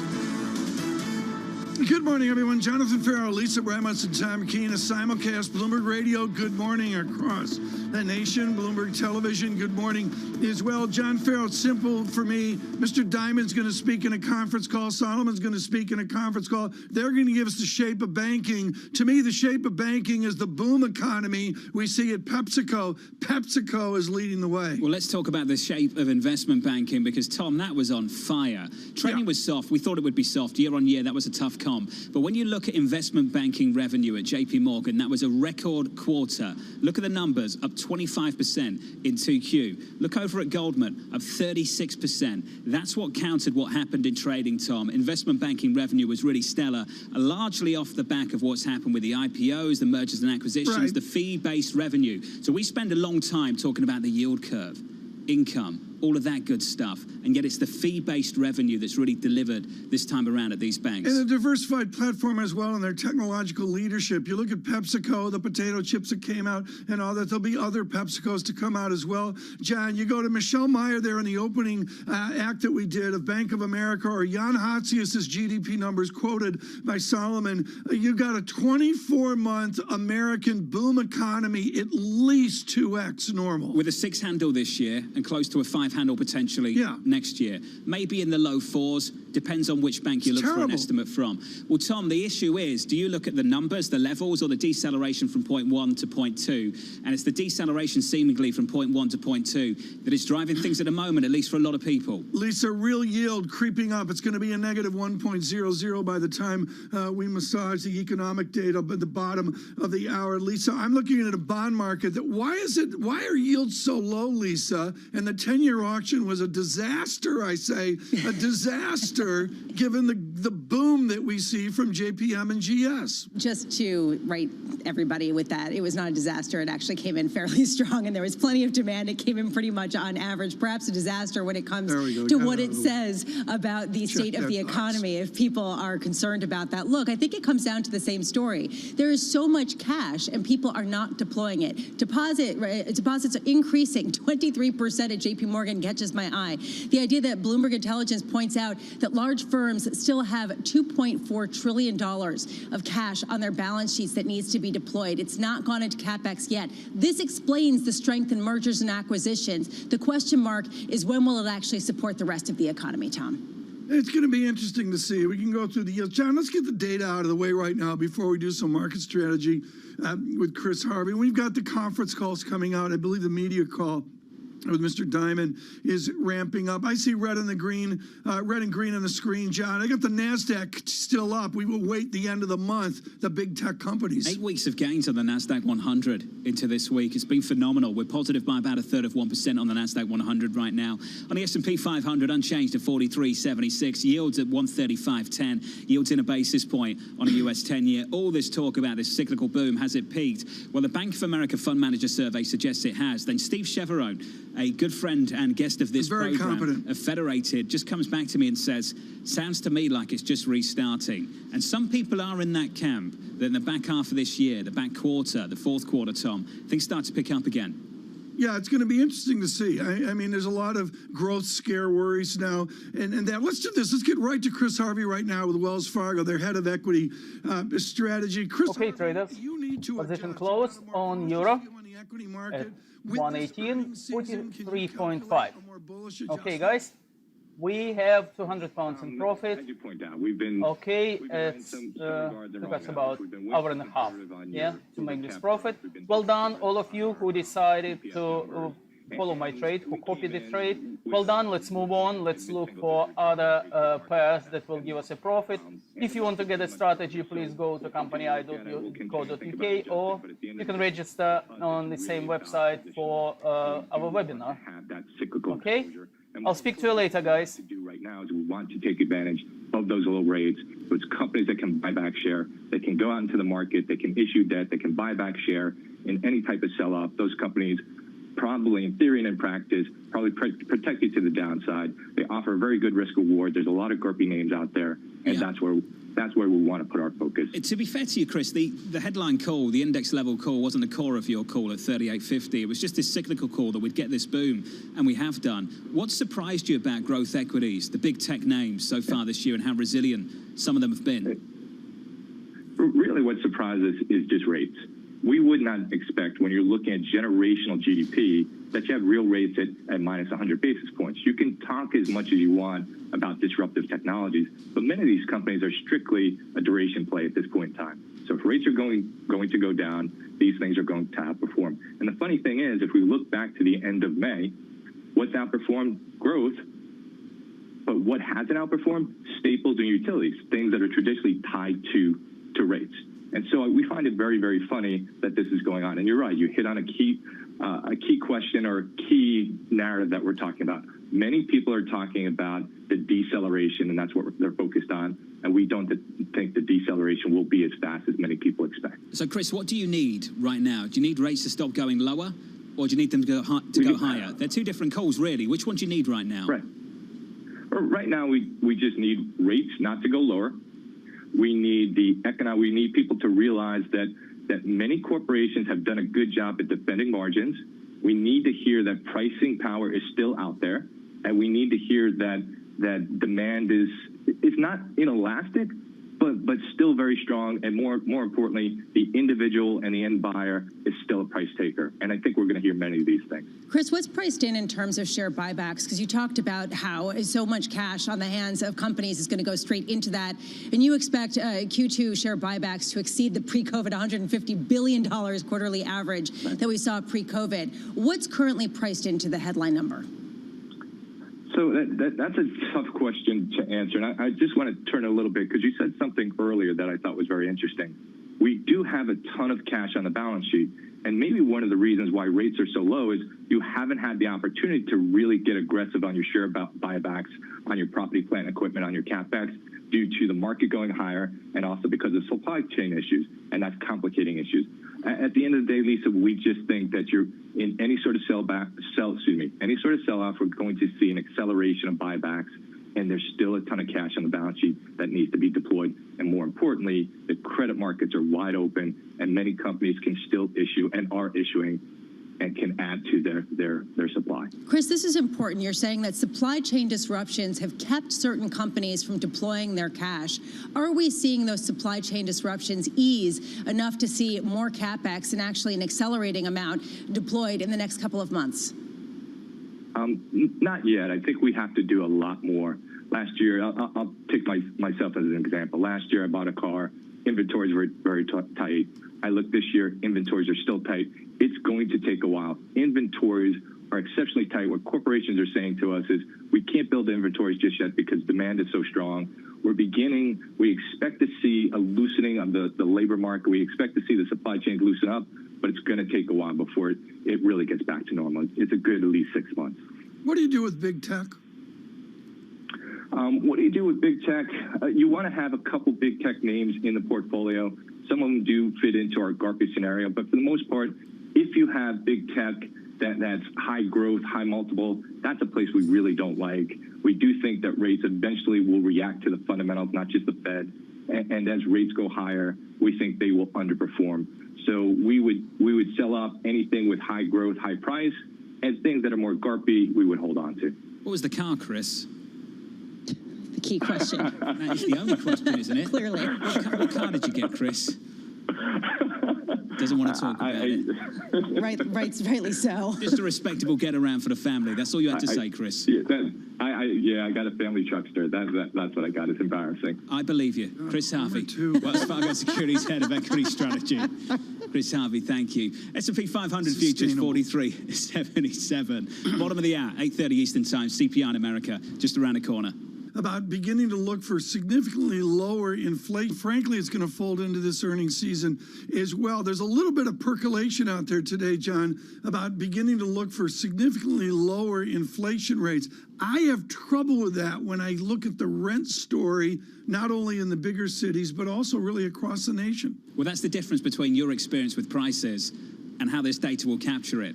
And that distinction, Lisa, is something a lot of people grapple with every day. Yeah, they're talking about how this is a distorted measure that is sort of skewed probably a bit lower than real inflation that people are experiencing in their day-to-day lives based on what they actually buy.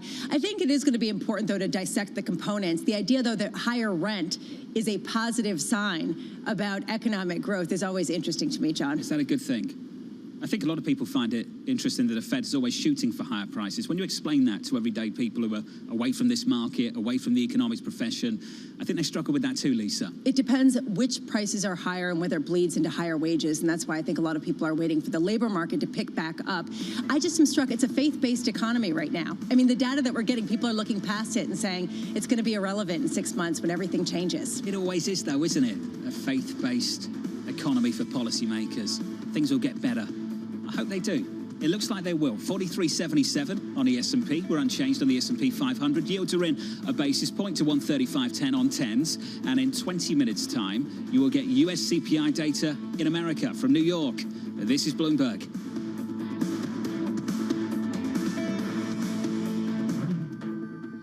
With the First Word News, I'm Rishika Gupta. Treasury Secretary Janet Yellen expects to get some help in pushing Congress to approve that global tax agreement. Yellen tells Bloomberg that American businesses are likely to provide crucial support that may be needed to help overcome Republican opposition. And White House officials are considering a digital trade agreement as a way to counter China in Asia. Bloomberg's learned the proposed deal could cover countries such as Canada, Chile, Japan, Malaysia, Australia, New Zealand and Singapore. It could set standards for the digital economy, including rules of use of data and trade facilitation. Prime Minister Boris Johnson's decision to ease coronavirus restrictions in England has led to growing fear and calls for action. Doctors warn that the fresh toll of the pandemic will overburden the National Health Service, and economists expect consumer confidence to fall in the coming weeks because of the perceived threat to public safety. New headwinds for the vaccine, once expected to be a linchpin of the U.S. immunization effort. The fact sheet for Johnson & Johnson's COVID shot was revised to warn of a rare immune system disorder. The FDA added the warning after 100 reports of Guillain-Barré syndrome amongst people who had received the shot. And France has been fined Google $593 million in dispute over paying for news. French regulators say Google ignored a decision to negotiate with publishers in good faith for displaying portions of articles on its news service. The fine is France's second largest antitrust penalty ever. Global News, 24 hours a day on air and on Bloomberg Quick Take, powered by more than 2,700 journalists and analysts in more than 120 countries. I'm Rishka Gupta. This is Bloomberg.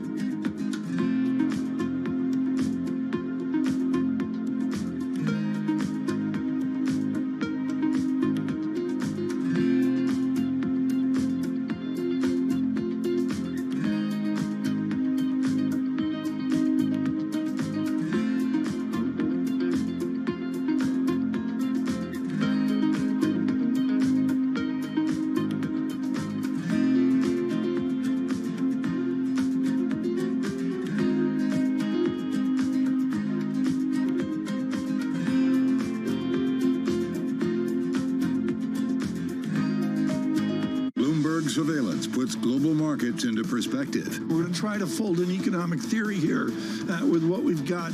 Based on data. The focus is going to be on the data, the manufacturing data. How the market responds will be really interesting. Timely conversations. Part of getting out of this hole is big fiscal. Keeping you up to date on trends. When do you take this thing off? So you put it on to take it back off. Wake up with Tom Keene, Jonathan Ferro, and Lisa Abramowitz. Weekday mornings on Bloomberg Television.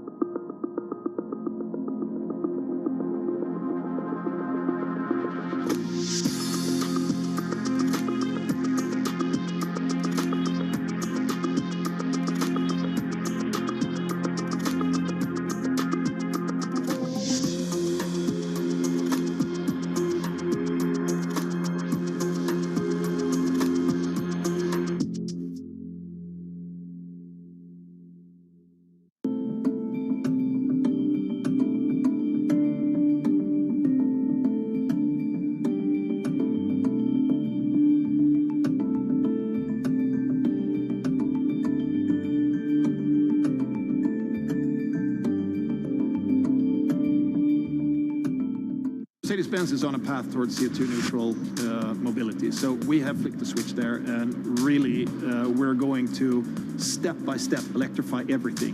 And what does that mean? Combustion engines get electrified. Every Friday with 30 minutes dedicated to fixed income, I'm Jonathan Ferro. This is Bloomberg Real Yield.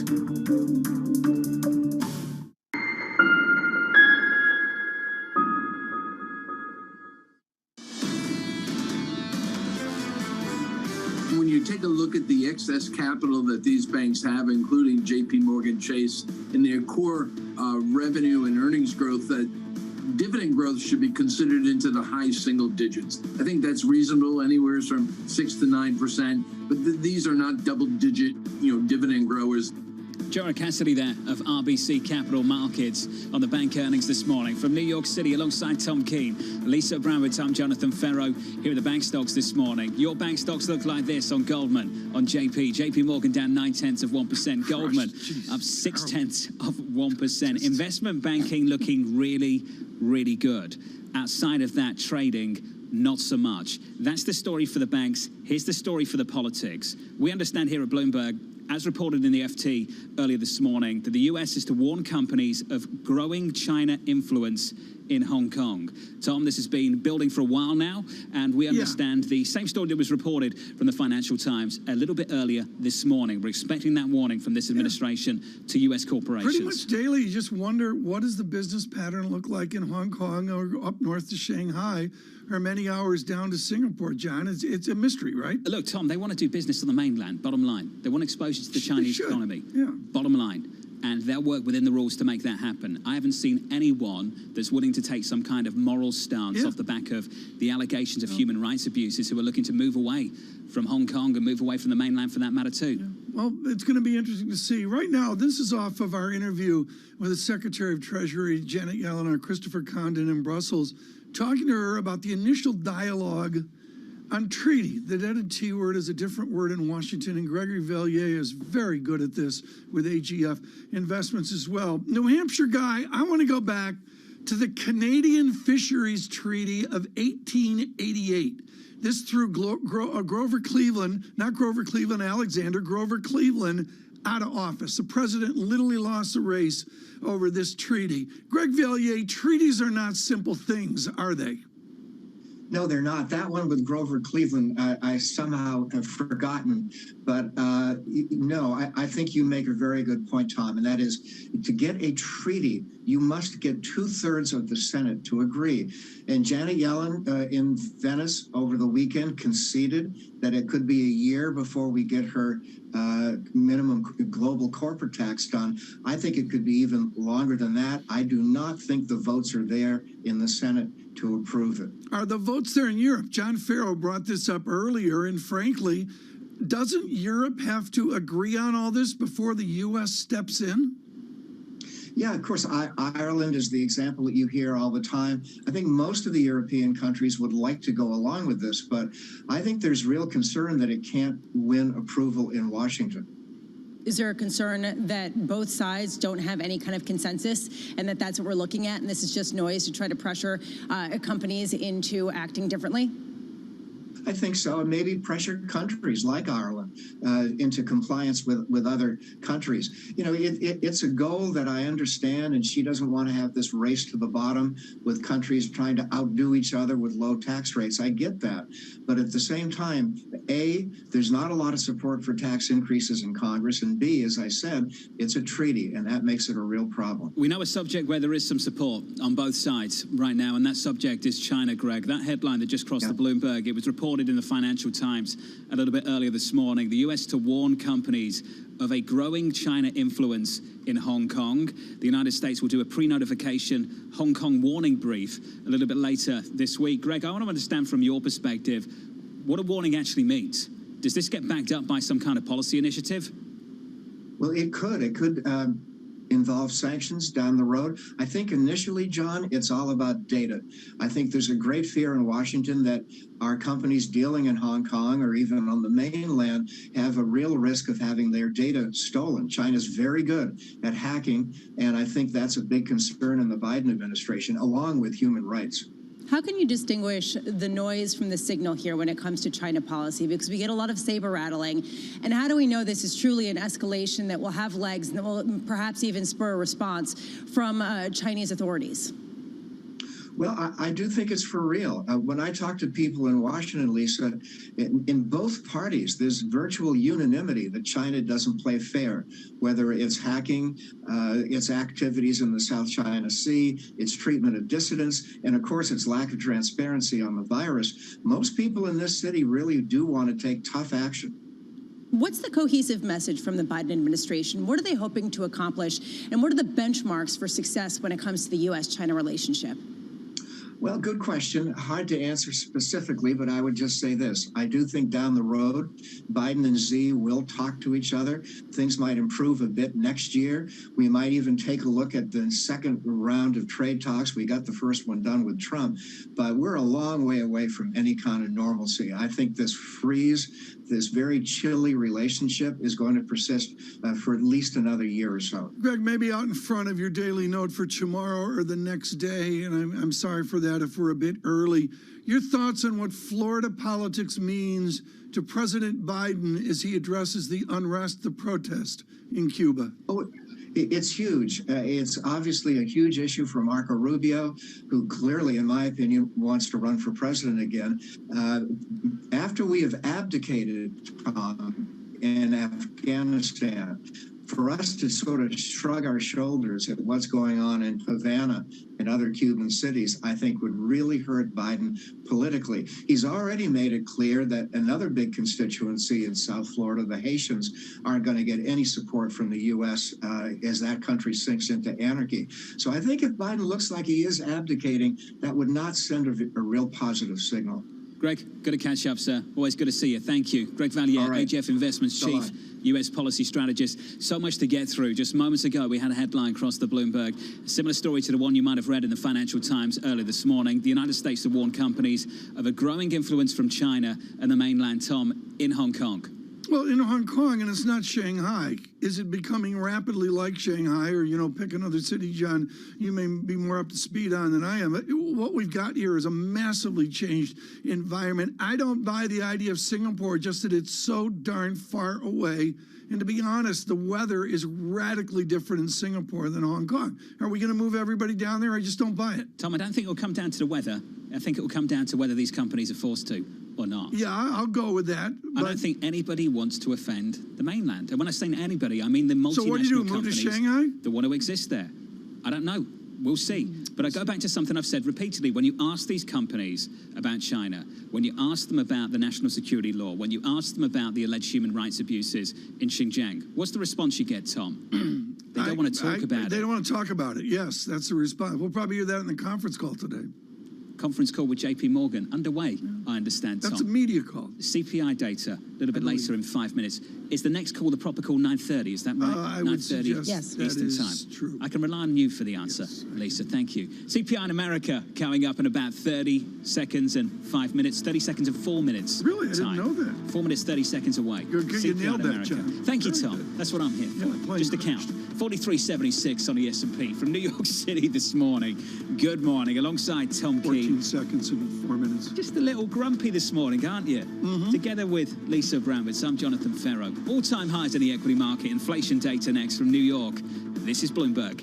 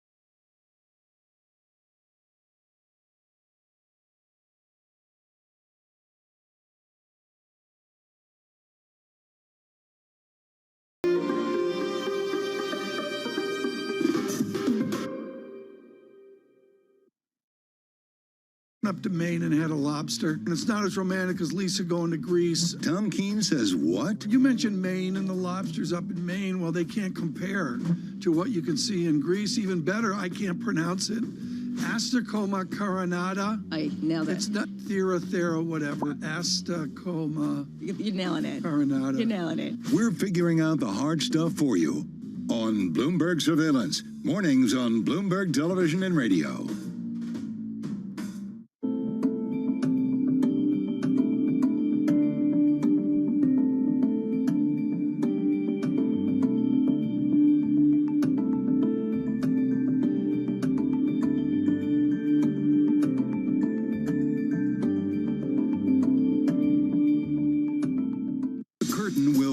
Again. Broadway's returning June. Have you bought tickets? He's busted out. You've got more time here. Commodities are up. Keep going. To the moon. No. Beautiful. Bloomberg Surveillance. Weekday mornings on Bloomberg Television and Radio.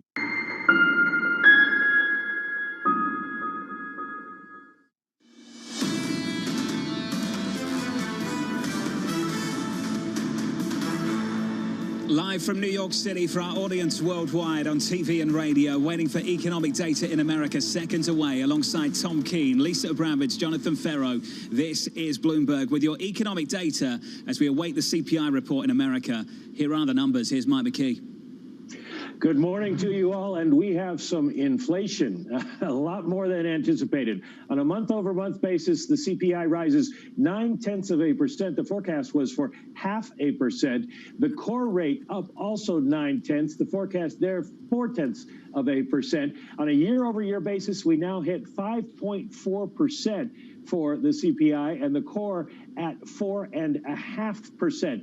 So some significant increases in prices this last month. Let's take a look at some of the ones that we have here in terms of the change. Food is up 0.8%. Energy up 1.5%. And that includes a 2.6% rise in gasoline prices, which is going to be a problem down the road because, of course, gasoline continues to rise. The used car prices still contributing to this, up 10.5%. Apparel prices up 0.7%. Those have been rising as well. Services overall up 0.4%. So we're seeing some significant moves. We're also seeing a big move in shelter, up 0.5%. That was only 0.3 the prior month. So we are getting some broader-based inflation than we had before, but we need to go through all the numbers and check them out. But the headline number, 5.4%, a lot of people are going to be a little worried about that. Mike, that's the data. The interesting part of this story this morning was always going to be how the market responds to that data. This is important. A lot of the action you're seeing, the high yields, are at the front end towards the belly of the curve. It's not lasting too long. Just keep an eye on it. Yields are up on a 5-year by 2 basis points, almost 3 on a 3-year, a couple of basis points on a 2-year. Your 30-year yield is coming off the lows. I acknowledge that, but it's basically unchanged on the day. So you have a flatter curve led by a lift at the front end of the curve through the belly. Now, Mike, this is about how the Fed will react to this data. That is clear from what's happening in the bond market this morning. There is a belief held by a lot of people that the Fed won't let this go. Because if people did hold that belief and that was held widely, what you'd expect to see is a really big lift at the long end, on 30s, on 10s. And I don't see that right now. I see the lift more at the front through the belly of the curve. Mike, what does that tell you? Well, it tells me the markets have bought into the transitory regime, either because they think the Fed will react or because they think we are not going to see inflation last. We're getting the numbers now that many people did expect, but it won't go on forever. Now, obviously, Jay Powell speaking tomorrow before the House Financial Services Committee is going to be asked about this, and I'm sure he will say, we are not going to let this go. If inflation were showing signs of breaking out, we would react to that. Just a couple of the other numbers that people have been watching in terms of whether this is transitory or not. Airline fares up again, 7%. They were up 10.2% the prior month. So we're seeing the kinds of inflation in some areas that we have continued to see, but we're also seeing it in some other places. I said shelter was up, and it was on an overall basis, but owner's equivalent rent is up 0.3%. That's the one that we look at to see what home prices are having, what effect home prices are having. 24% of the CPI, up 0.3%. That's up from 0.2, but it's still not a breakout. A lot of people had been predicting that. So we'll continue to watch and dig through all the numbers, as will Wall Street. But right now, the initial print comes in at the highest since 2008, August of 2008. Michael McKee, the key question here is you are 30 miles southwest of Jackson Hole. You're out in Victor, Idaho right now. By the time Chairman Powell gets to Jackson Hole, is he going to have 3, 4, 5 months of data to see a trend? Or is he going to be able to say at Jackson Hole he needs to see a trend? Well, he is going to say he needs to see a trend. The Fed has never specified what transitory means, but he has said he wants to see several months of data. Now, this is an interesting month, and maybe your next guest is going to be able to comment on this more than I if he has a few more minutes to look at it. But this is one of the first months that we do not have the base effect built in, the gigantic drop the prior months. So this number could have been larger. And so it isn't clear yet from this data, and I just haven't had a chance to look at it, whether or not this is all real or whether this is still part of the rebound. Obviously, with used cars and airfares and things like that, it's rebound. But there are some larger numbers in some of these other categories. Mike, did you get to Jackson Hole early? Looks like you did. Got to Jackson Hole early enough to get up early for you.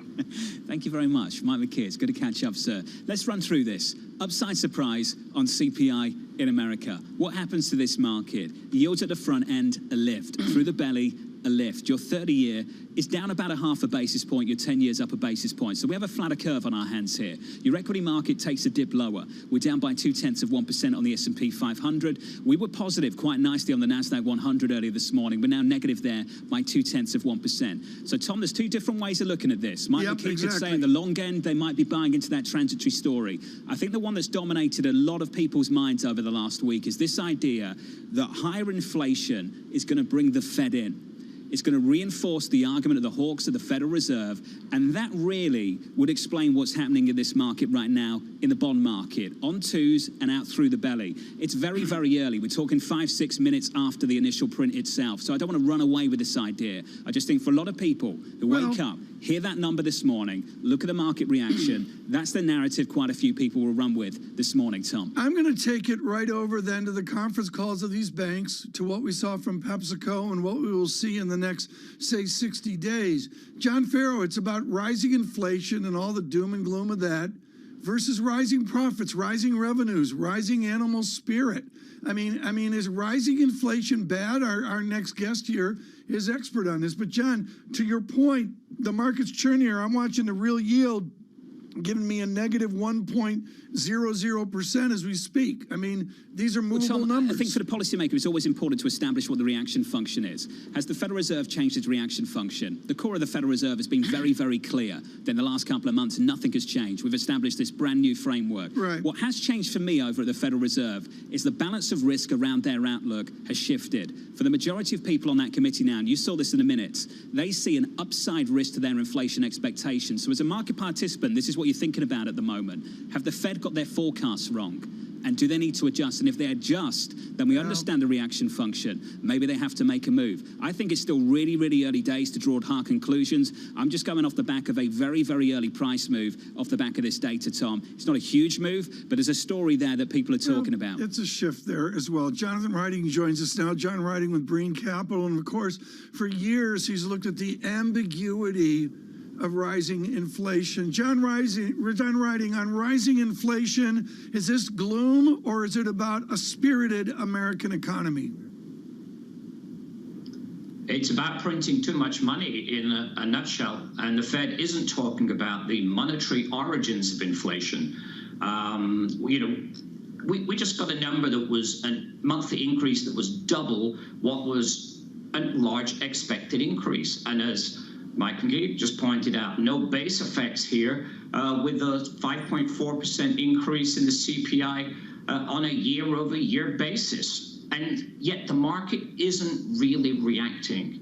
So it's not because the market, I think, is optimistic. It's because the Fed is still pegging the market with zero rate policy and with $120 billion a month of asset purchases. And does that change? And I think that does change And why? The Fed's inflation forecast, 3% this year on the core, 3.4% on headline, is predicated on an average increase of 0.15% per month.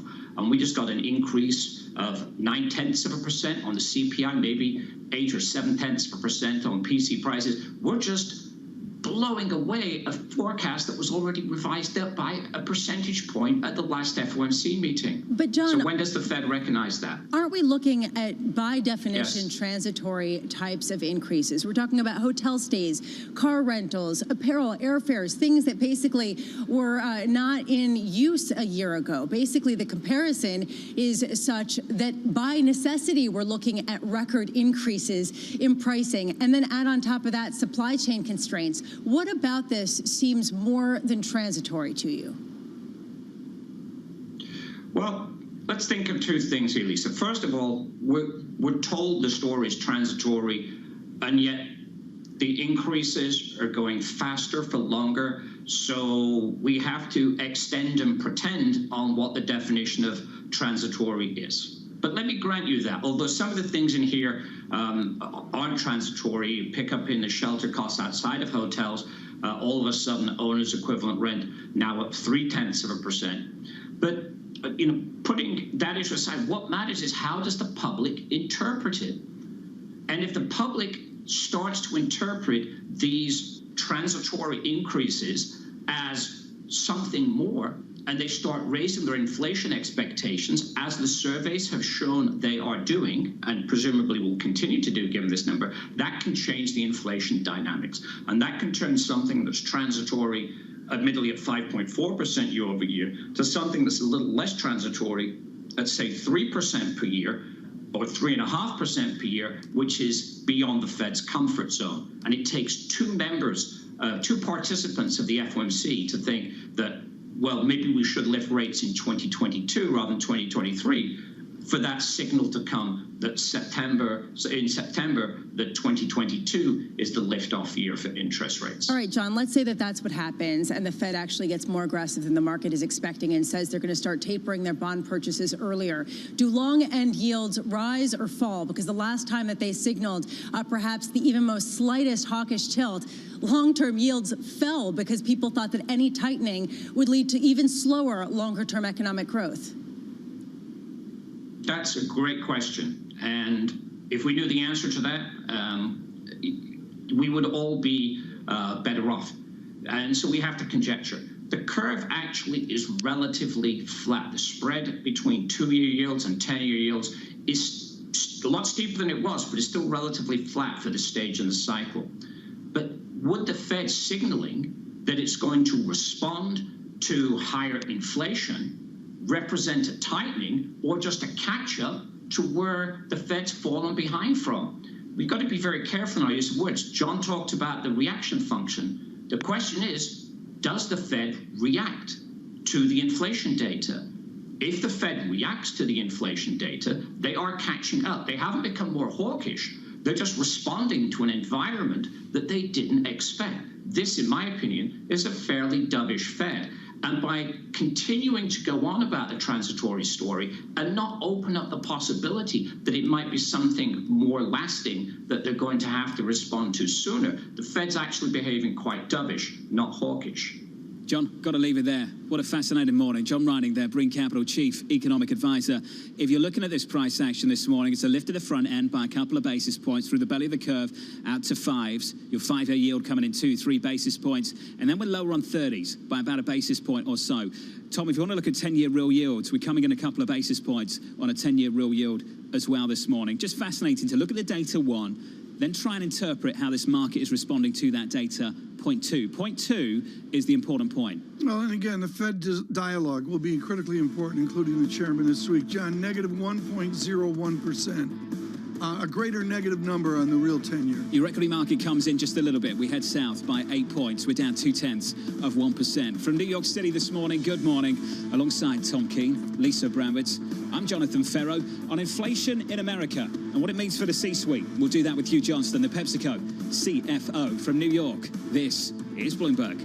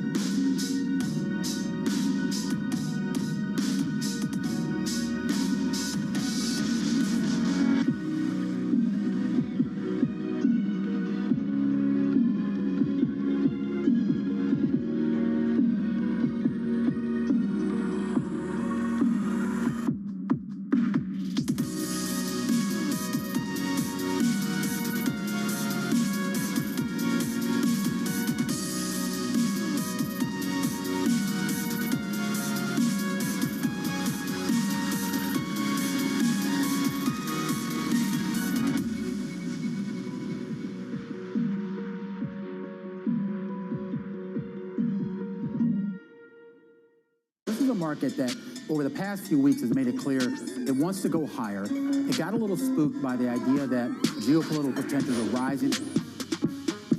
Bloomberg has enhanced search on the terminal to deliver what you need when you need it. Now, you can simply type phrases in everyday English in the command line.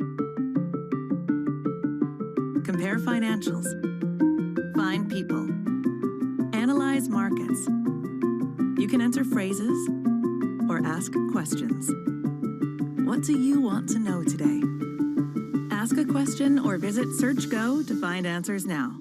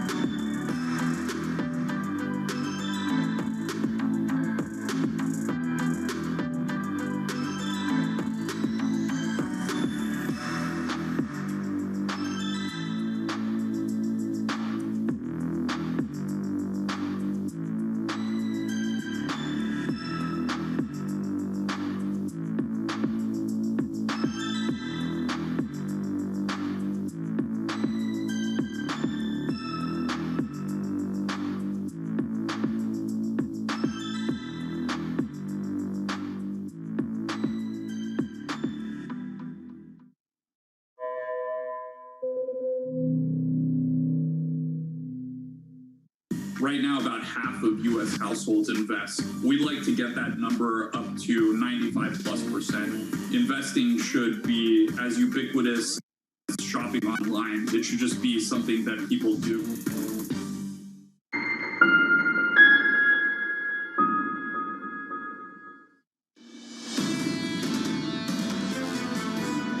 I think there's a good chance that oil prices will be robust and high over the coming years, Alex. I think there's a good possibility that they will be volatile.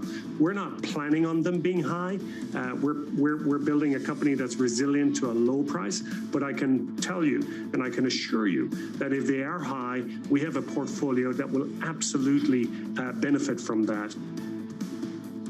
Bernard Looney, BP CEO. This is at the Bloomberg Sustainable Business Summit. Some other good conversation there on the path forward. Right now, the path forward on the data is straightforward. Futures -10, Dow futures -64. The VIX was a 16 out to 16.45. There's no question we've seen some movement off high inflation. Lisa, quickly, what do you see in the bond market? I just think that you nailed it with the negative real yields. The idea here that you're seeing inflation expectations over the next 10 years actually rise on the heels of this, while you see the 10-year yield on the actual 10-year yield fall. Shocking to me. Some dollar strength. Euro gives way finally, 118.10. We're not down to his 117 handle. Right now, on a really, really important observation of the economy, and it does have to do with the big banks and banking across this nation. It does have to do with PepsiCo that we saw earnings, but it really has to do with the rest of America. Barry Ritholtz writing brilliantly as he can do on the emotion of our American labor economy. Barry, I did the same thing you did. Work on your feet when we were kids. I'm not working on my feet now. I'm sitting down and very comfortable as you are. There's a time where we didn't, and there's a resounding scream, you say, that we're done working on our feet, and that's this shift that we see in lower wage economy. Yeah, that's right. Every time I speak to a restaurant owner and they complain about not being able to find help, the question is always, the first question is always, what are you paying? And then the second question is, hey, during the year of lockdown, did you stay in touch with staff? Are you plugged into what they're doing and whether they're still in the industry? And when we look at both the quits rate at record highs and the number of new business formations, it's pretty clear that a lot of people who were otherwise occupied during the pandemic have formed new companies, have shifted careers, and they are no longer in those low-wage, dead-end jobs that are so hard to fill today. What do those industries do? I don't know. I was just reading a piece the other day about offering 401ks to waiters and bartenders. I'm honestly stymied by that. I don't know how to find workers to tend bar or wash dishes or be waiters. I remember it as a very challenging job that was, even if you were very good and worked hard, so much of your compensation was dependent on forces outside of your control, whether it's a restaurant review or even the weather. Bad weather keeps people at home. And so people during the past year, I think, made a decision to level up, to increase their skill set, and to find new careers rather than just sitting around. It's not that people are lazy and collecting unemployment. It's the exact opposite. People took that money as an opportunity to make a better potential economic circumstance. But Barry, if you pay people enough, they'll do anything, right? I mean, at a certain point, not anything, but you know, if you raise the wages, you get a much bigger potential labor pool, especially at a time when we see small businesses looking to hire at the greatest proportion, going back in data at least to 2010. Don't you expect wages perhaps to increase even more perhaps than some people are expecting or pricing in? Yes and no. For certain high-end restaurants where the economics make sense, if we're gonna, let's talk about restaurants because there seem to be the focus.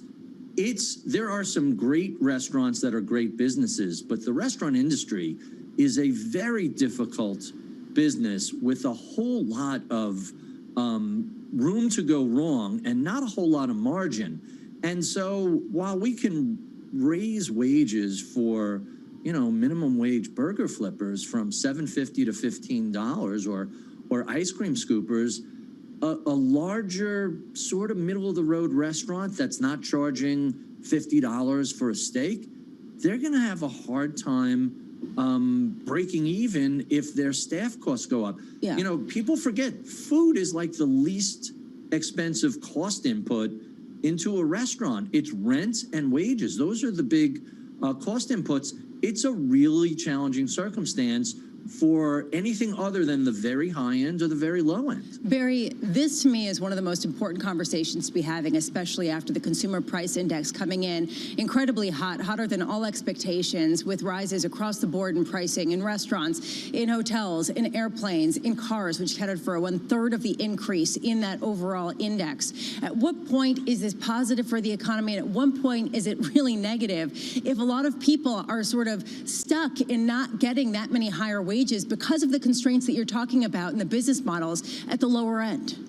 Right. So it depends on where you're looking in the economy. And I think we have to be very careful to distinguish between, transitory has already become a cliche, but things that are temporary spot shortages that are affiliated with the problem of reopening. There's a Bloomberg news story today that year to date, lumber is flat. Now, that's transitory defined. Lumber has blown up over the past 2 years.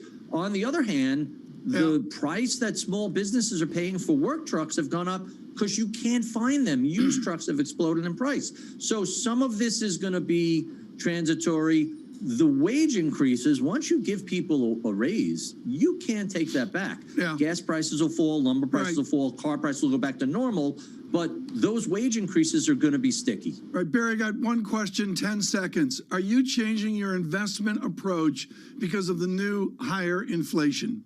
No, not at all. And that's why we look at this transitory inflation as, hey, it's a temporary bump, and then things will sort of reset back to normal. Got to leave it there. Barry Riddles, thank you so much. Really brilliant there, writing on so much. And of course, his balance of, not balance of power, that's what we're doing at 12 noon. His Masters in Business, I should say, podcast. It's been out for 14 years, and we look for further there as well. Lisa, your observation, the gloom, the worry of inflation. Well, it just is interesting to me to see how people are predicting higher inflation, but that they're continuing to buy into the transitory story, and they're continuing to buy into the idea that the Fed will continue with their easy money policies for a longer term. That is the conclusion from negative real yields that are the lowest in months. It's just the idea here that we're not going to get yield even as inflation comes in at the hottest since 1991, Tom. Oh, the doom and the gloom of it. Go to cash or something that. Look, we're at an unprecedented moment, right? And it always is a faith-based economy looking forward. But right now, it is murky to understand how this is going to continue. I will just note one other thing. JP Morgan says that they do see a pickup in card spending, which does translate into loan growth. This is the chief financial officer speaking in the analyst call. I'm glad you mentioned that. Gerard Cassidy seemed forever ago as we looked at JP Morgan earnings. He said that was a key idea to see what consumer was doing with card lending as well. Balance of Power today, Anne-Marie Horton and Tom Keene in for David Weston on the linkage of economics into our policy and Fed policy. Julia Coronado scheduled from macro policy perspectives as well. Futures at -15, the VIX from a 16.00, the gloom of 16.70. Stay with us on radio and on television. This is Bloomberg.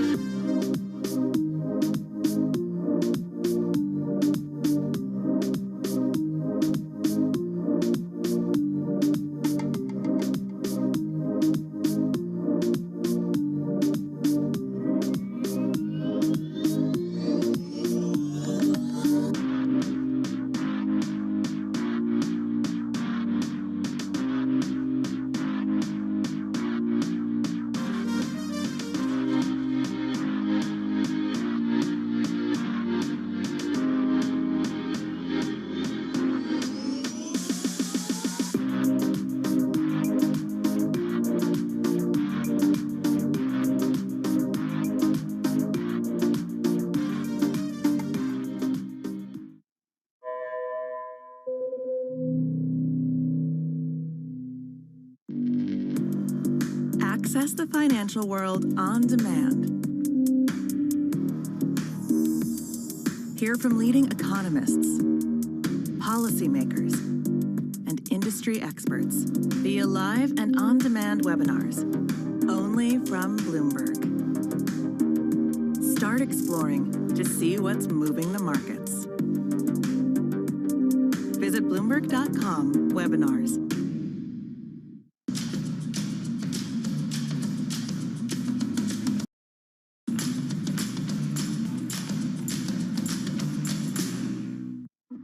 Countries that entered this crisis with limited fiscal space, with more vulnerabilities, need to be supported for the benefit of the world. The transparency of the debt burden for the poorest countries needs to be increased. There needs to be fuller disclosure. Trading revenues coming in better than expected. Everything cash, $1.4 trillion of cash. One of the most notable aspects of this report that was stellar.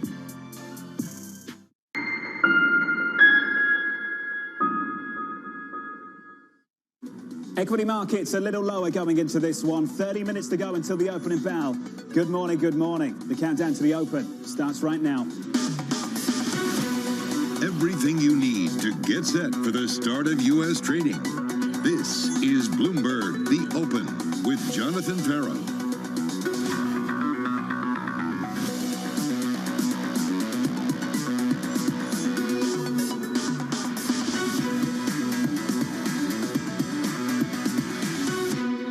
From New York, we begin with a big issue, more fuel for the inflation debate. We have the CPI release today. The CPI report. Inflation data. Focus on inflation is an important one. The biggest risk is if the inflation data continues to run too hot. So if we get big inflation numbers, if the inflation levels start to get even higher. Powell is going to have to shift. Putting upward pressure on Treasury yields. That's just going to bring the Fed further into the market. Inflation is expected to top 2.5%. A lot of voices out there that we're growing kind of anxious. You have to look at the bigger picture. Or not just the headline numbers. I'm not sure we're going to get big reaction to CPI. The market will look very carefully at the components that the Fed cares about. Joining us now is BlackRock's Kane Moore, Sarah Malik of Nuveen. Guys, looking at this bond market, the inflation data comes in hot, yields at the front end and through the belly higher. Just want a reaction from each of you off the back of the CPI print from 30 minutes ago. Sarah, first to you, please. Yeah, this is not going to be music to the Fed's ears, that there is some transitory data in here like higher used car prices, but I think the Fed's going to be acknowledging that inflation is going to be running hotter going forward.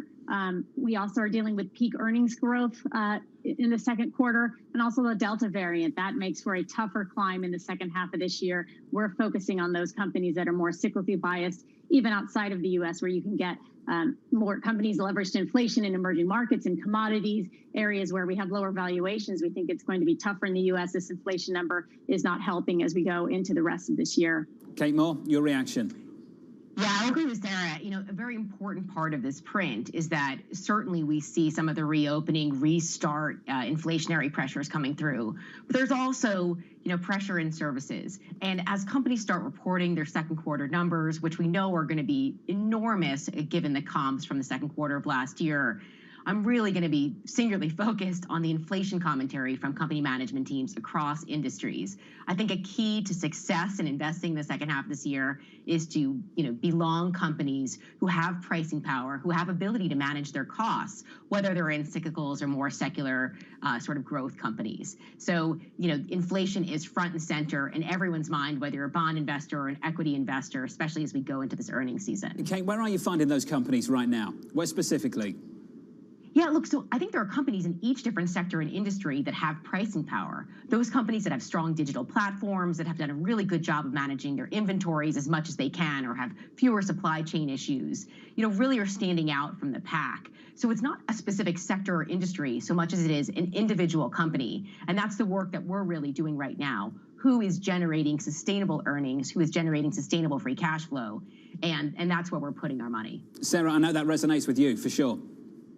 It does. We're not about factor bets. We think it's going to be about stock selection going into this year. Exactly. Who's got the margin leverage? Who's got the pricing power? For example, autos, low inventories going into next year with a lot of pricing power. Also, companies indexed to ESG. You can look at air quality companies such as Carrier Global. Not only are they a self-help story with cost cutting in place, but also as we move to all wanting better environmental air quality, this company benefits. You have to look for those companies with their own levers to pull. Those are across a lot of different sectors. Even in technology, you can look at front office software companies that help their clients grow their revenues. These companies will all have pricing power, a lot of strong revenue growth. That's where you need to look in order to overcome this inflation hurdle and also the peak in earnings growth that we expect in the second quarter. We've got to talk about this data. Let's bring in Carl Riccadonna for more on it.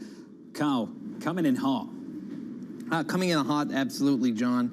However, again, if we dissect the data, we can see that about half of the gain in today's numbers were those obvious reopening categories: new and used vehicles, vehicle rentals, hotels, airfare, intra-city transit. I hate to slice and dice this too much, but again, if we take the reopening numbers out of it, you see, a still rising inflation environment, but much less extreme than what the headline numbers would imply. Does it get tricky for Chairman Jay Powell tomorrow, Carl? Well, it gets trickier, I would say, and really this is going to be kind of his last audition for his potential renomination in February. The decisions will be made before we get to the start of the year for the Humphrey Hawkins testimony, so this is kind of the last shot for him. But he's been someone who is calm and data-driven, cool under pressure.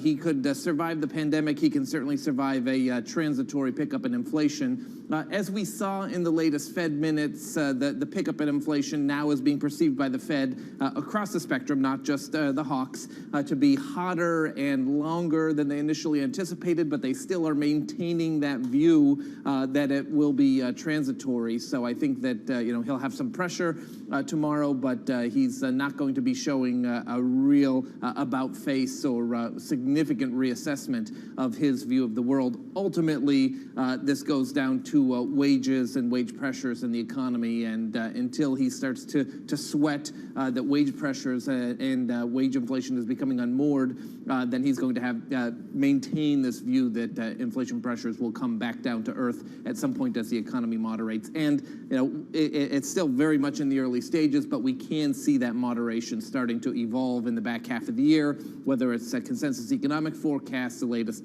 services ISM. You do see some signs that the 10% number on GDP growth we're probably going to see for the second quarter certainly is going to moderate through the year end, through next year, and the year beyond that. Carl, just briefly, I wonder what you make of this move in the bond market at the moment. We've got 2s, 10s, and 30s up on the screen. If we throw in 5s into the mix, 2-year yields are up 3 basis points off the back of this. 5-year yields are up 4 basis points. Your 10-year up about a basis point, and your 30-year, the yield is actually lower.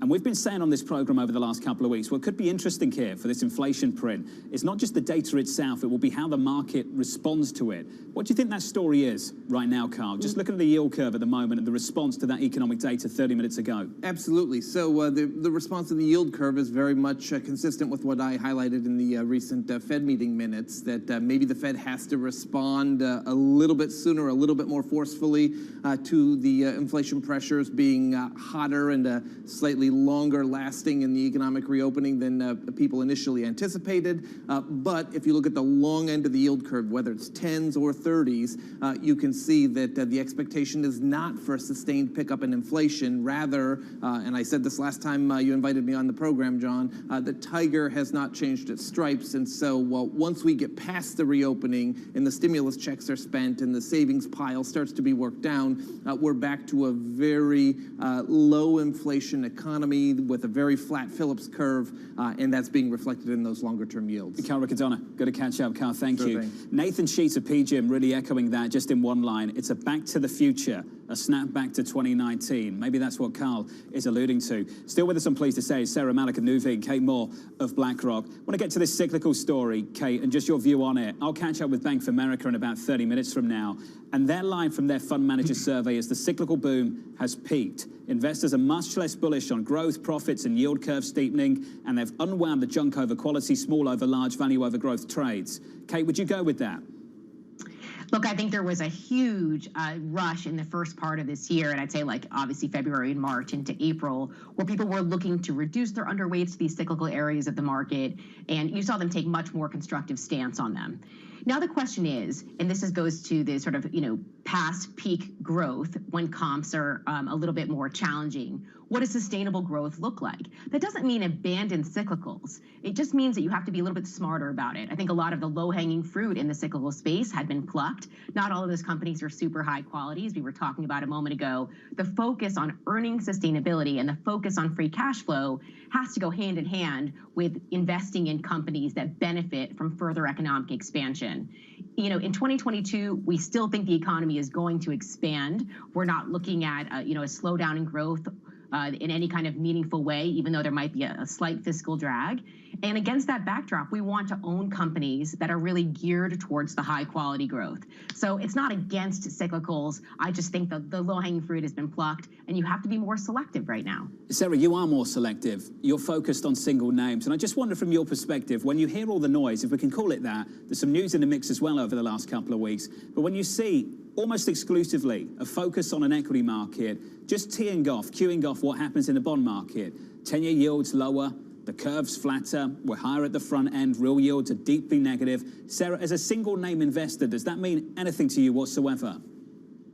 Well, definitely, it's part of our analysis. The last few weeks, the markets had been worrying about the rollover in growth rates. You saw that with yields declining, actually, and a focus on growth stocks. I think what today's CPI number tells us is that the market's going to switch to worrying about inflation again. We did think that yields had probably settled too low. We think the next move in yields is actually up and to the right.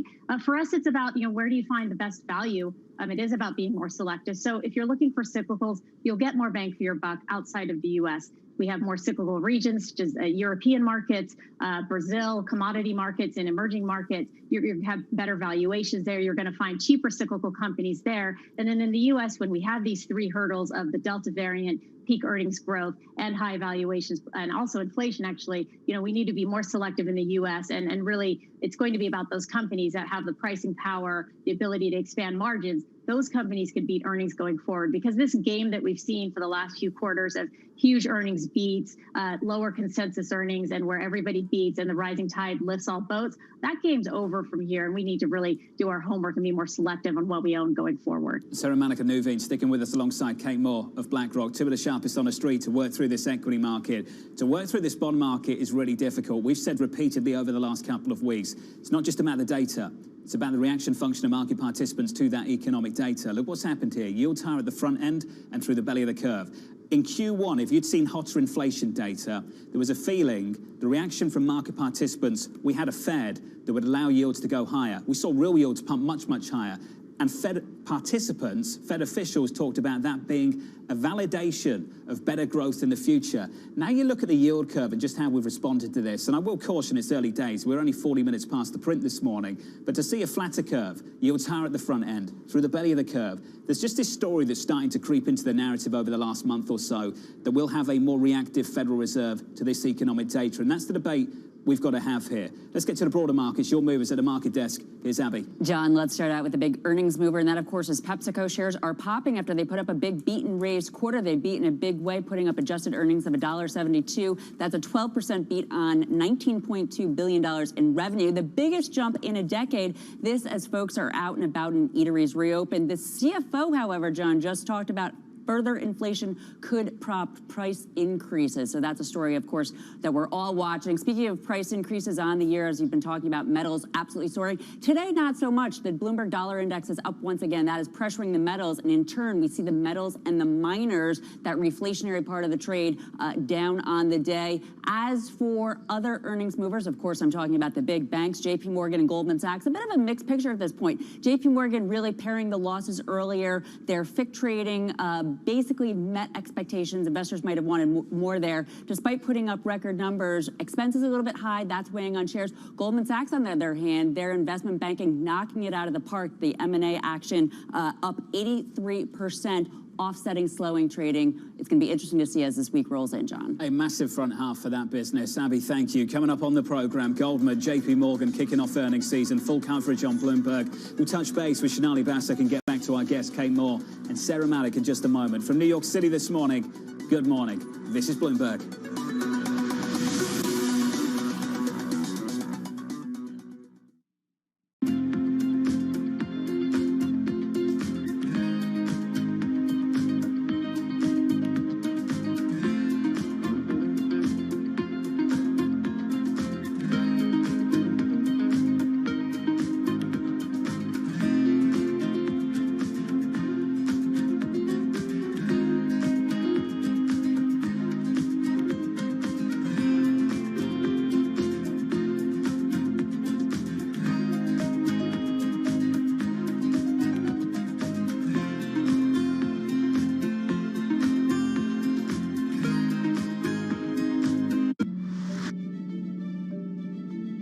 We're now in the early stages of a sustainability revolution. The battery problem may be the biggest unsolved problem in all of technology. Every time the United States has done great transformative things, there has been a partnership between governments and the private sector. With a willing partner to ensure competitiveness and draw in investment in the United States, Canada is going to be able to be even more ambitious. The objective for Glasgow, first and foremost, is to keep that 1.5 degree temperature rise within reach. The train has left the station. Investors care about it. people who work inside of corporate America care about these issues. And certainly we see that with just the broader community. There's not enough tax in the world for private sector to pay for all of this. It's going to have to be a public-private partnership. It's really a reminder, isn't it, just how sensitive the markets are to any commentary about trade. We did see some pressure on the yuan, we did see some pressure on the futures. That is now being reversed. Hi, I'm David Weston. Bloomberg Television is reinventing one of the most iconic brands in financial television for a new audience. Join me to see the news program for the clever investor. This is Bloomberg Wall Street Week.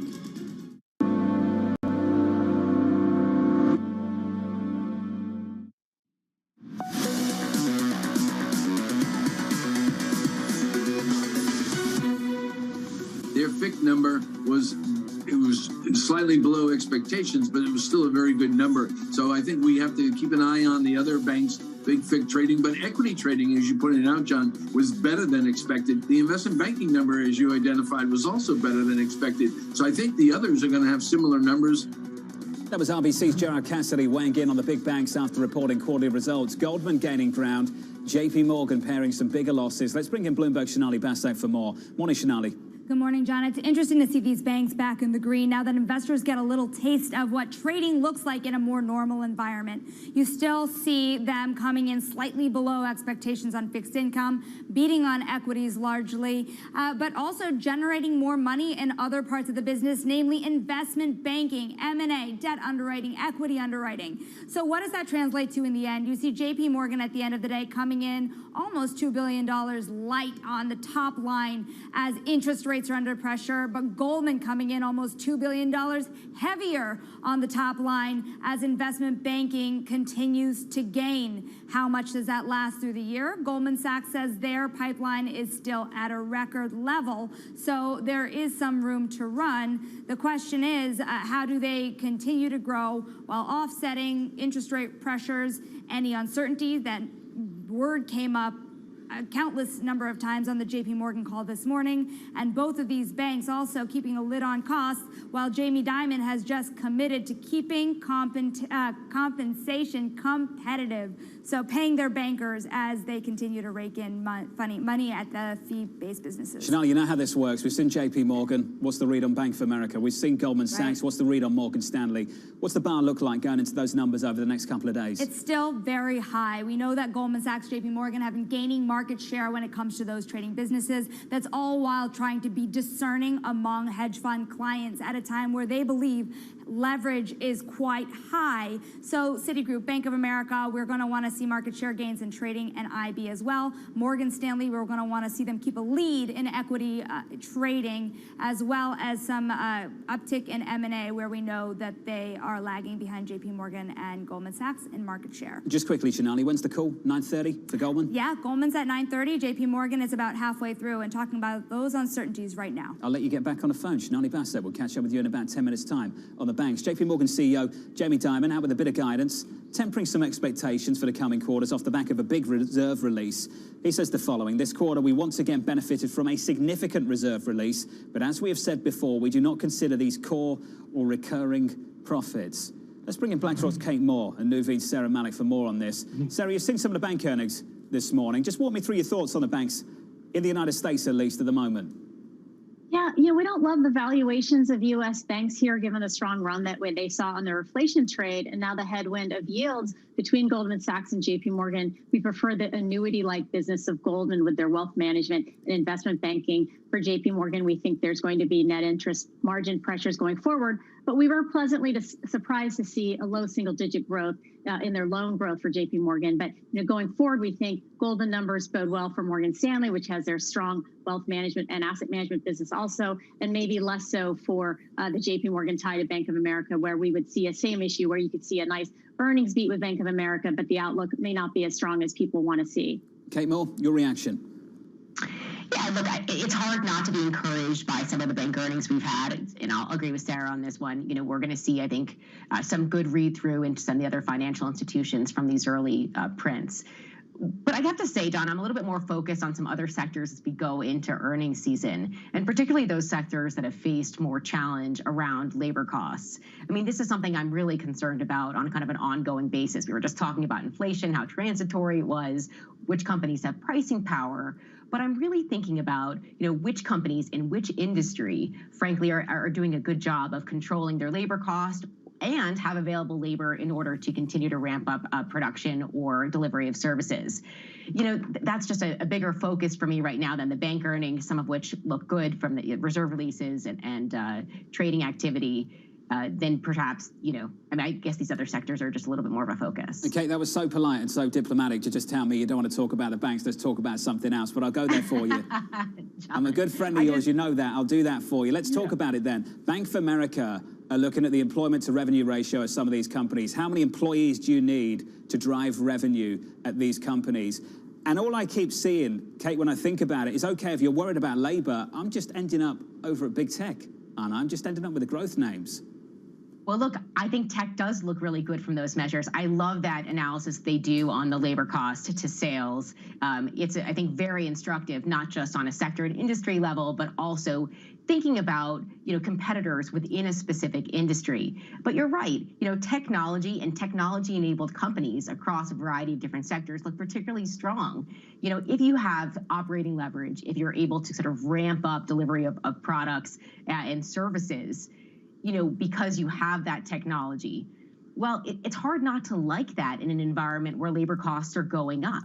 Now, to be sure, those companies that have high labor costs to sales are going to have to think about investing in technology, which will be an additional cost for them over coming quarters as they find challenges, filling seats or filling desks. And I think it's going to be really important for these companies to talk about that on their earnings releases. What is their labor cost management strategy? How do they rate relative to their competitors? And what are their plans for technology investment to mitigate some of these costs going forward? We'll catch up with the PepsiCo CFO in about 20 minutes, and that's going to be a big focus of the conversation. How are they managing costs?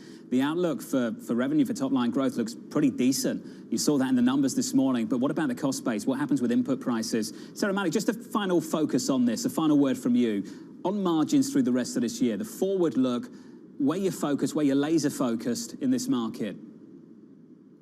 First of all, look for those companies that cut a lot of costs during the pandemic. They're going to have the margin upside. I agree with Kate. Wage inflation could be the last piece of this puzzle that causes the Fed to become impatient. We need to watch that closely. And let's talk about Pepsi for a minute. Consumer staples are unloved, but you know what? Pepsi has put up great numbers. If the world does become more negative and the U.S. becomes more cautious, consumer staples could come back into favor, and we think Pepsi would be the leader within staples. It's really putting up strong organic growth numbers that should continue on top of easy comps from last year. Interesting. Sarah Malik of Nuveen. Sarah, thank you. To Kate Moore of BlackRock, thank you very much. Ladies, appreciate your time this morning going into the opening bell. Coming up a little bit later, we'll get you that PepsiCo interview with the CFO in about 20 minutes' time. Up next on this program, the morning calls. Then later, is the cyclical boom topping out. Bank of America's David Jones brings us the latest fund manager survey, and we can talk about the banks. Jeff says we can. Piper's Jeff Hart will be joining us just around the corner from New York City this morning.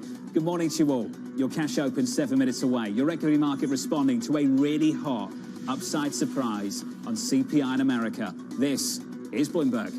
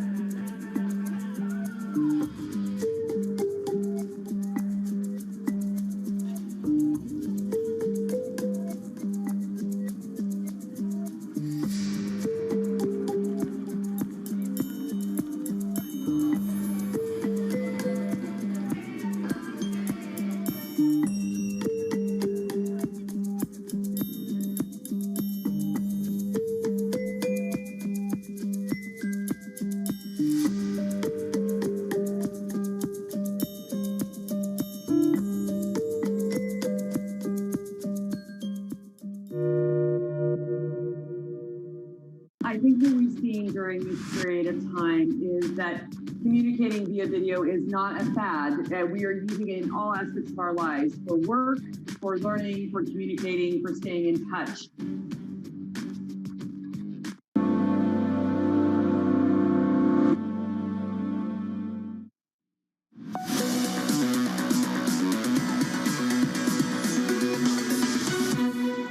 Five minutes away from the opening bell in New York City this morning. Good morning. We come in hot on CPI, upside surprise. This is how the market responds to it. Small caps, the Russell down 0.6%. The S&P down 0.2. We roll over on the Nasdaq 100. We've got our teeth into the bond market a little bit later this morning. That's the price action. Here's some morning calls. First up, Argus downgrading United Airlines to a hold. The analyst citing ongoing weakness in corporate traveling trends.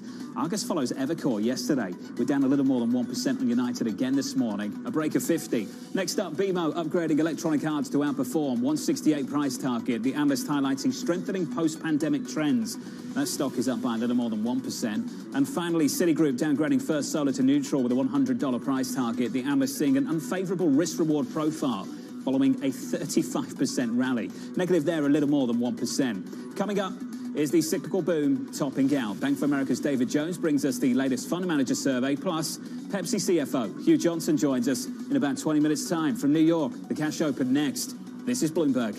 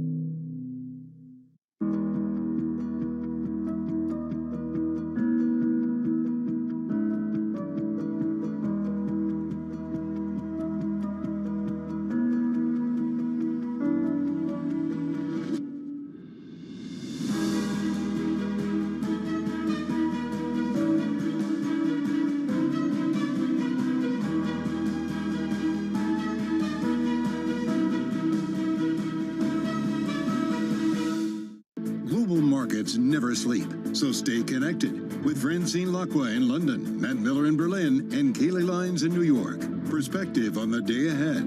Bloomberg Surveillance, early edition. Weekday mornings on Bloomberg Television. Every Friday with 30 minutes dedicated to fixed income, I'm Jonathan Ferro. This is Bloomberg Real Yield.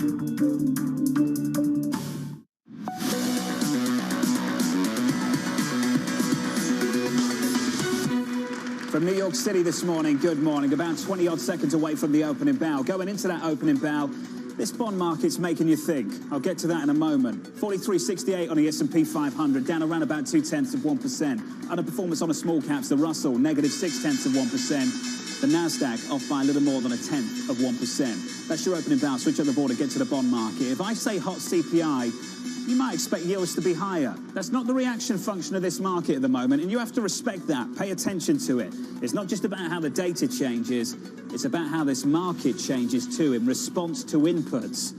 And yields are lower at the long end as well on 30s. At the front end through the belly, that's where we see yields higher.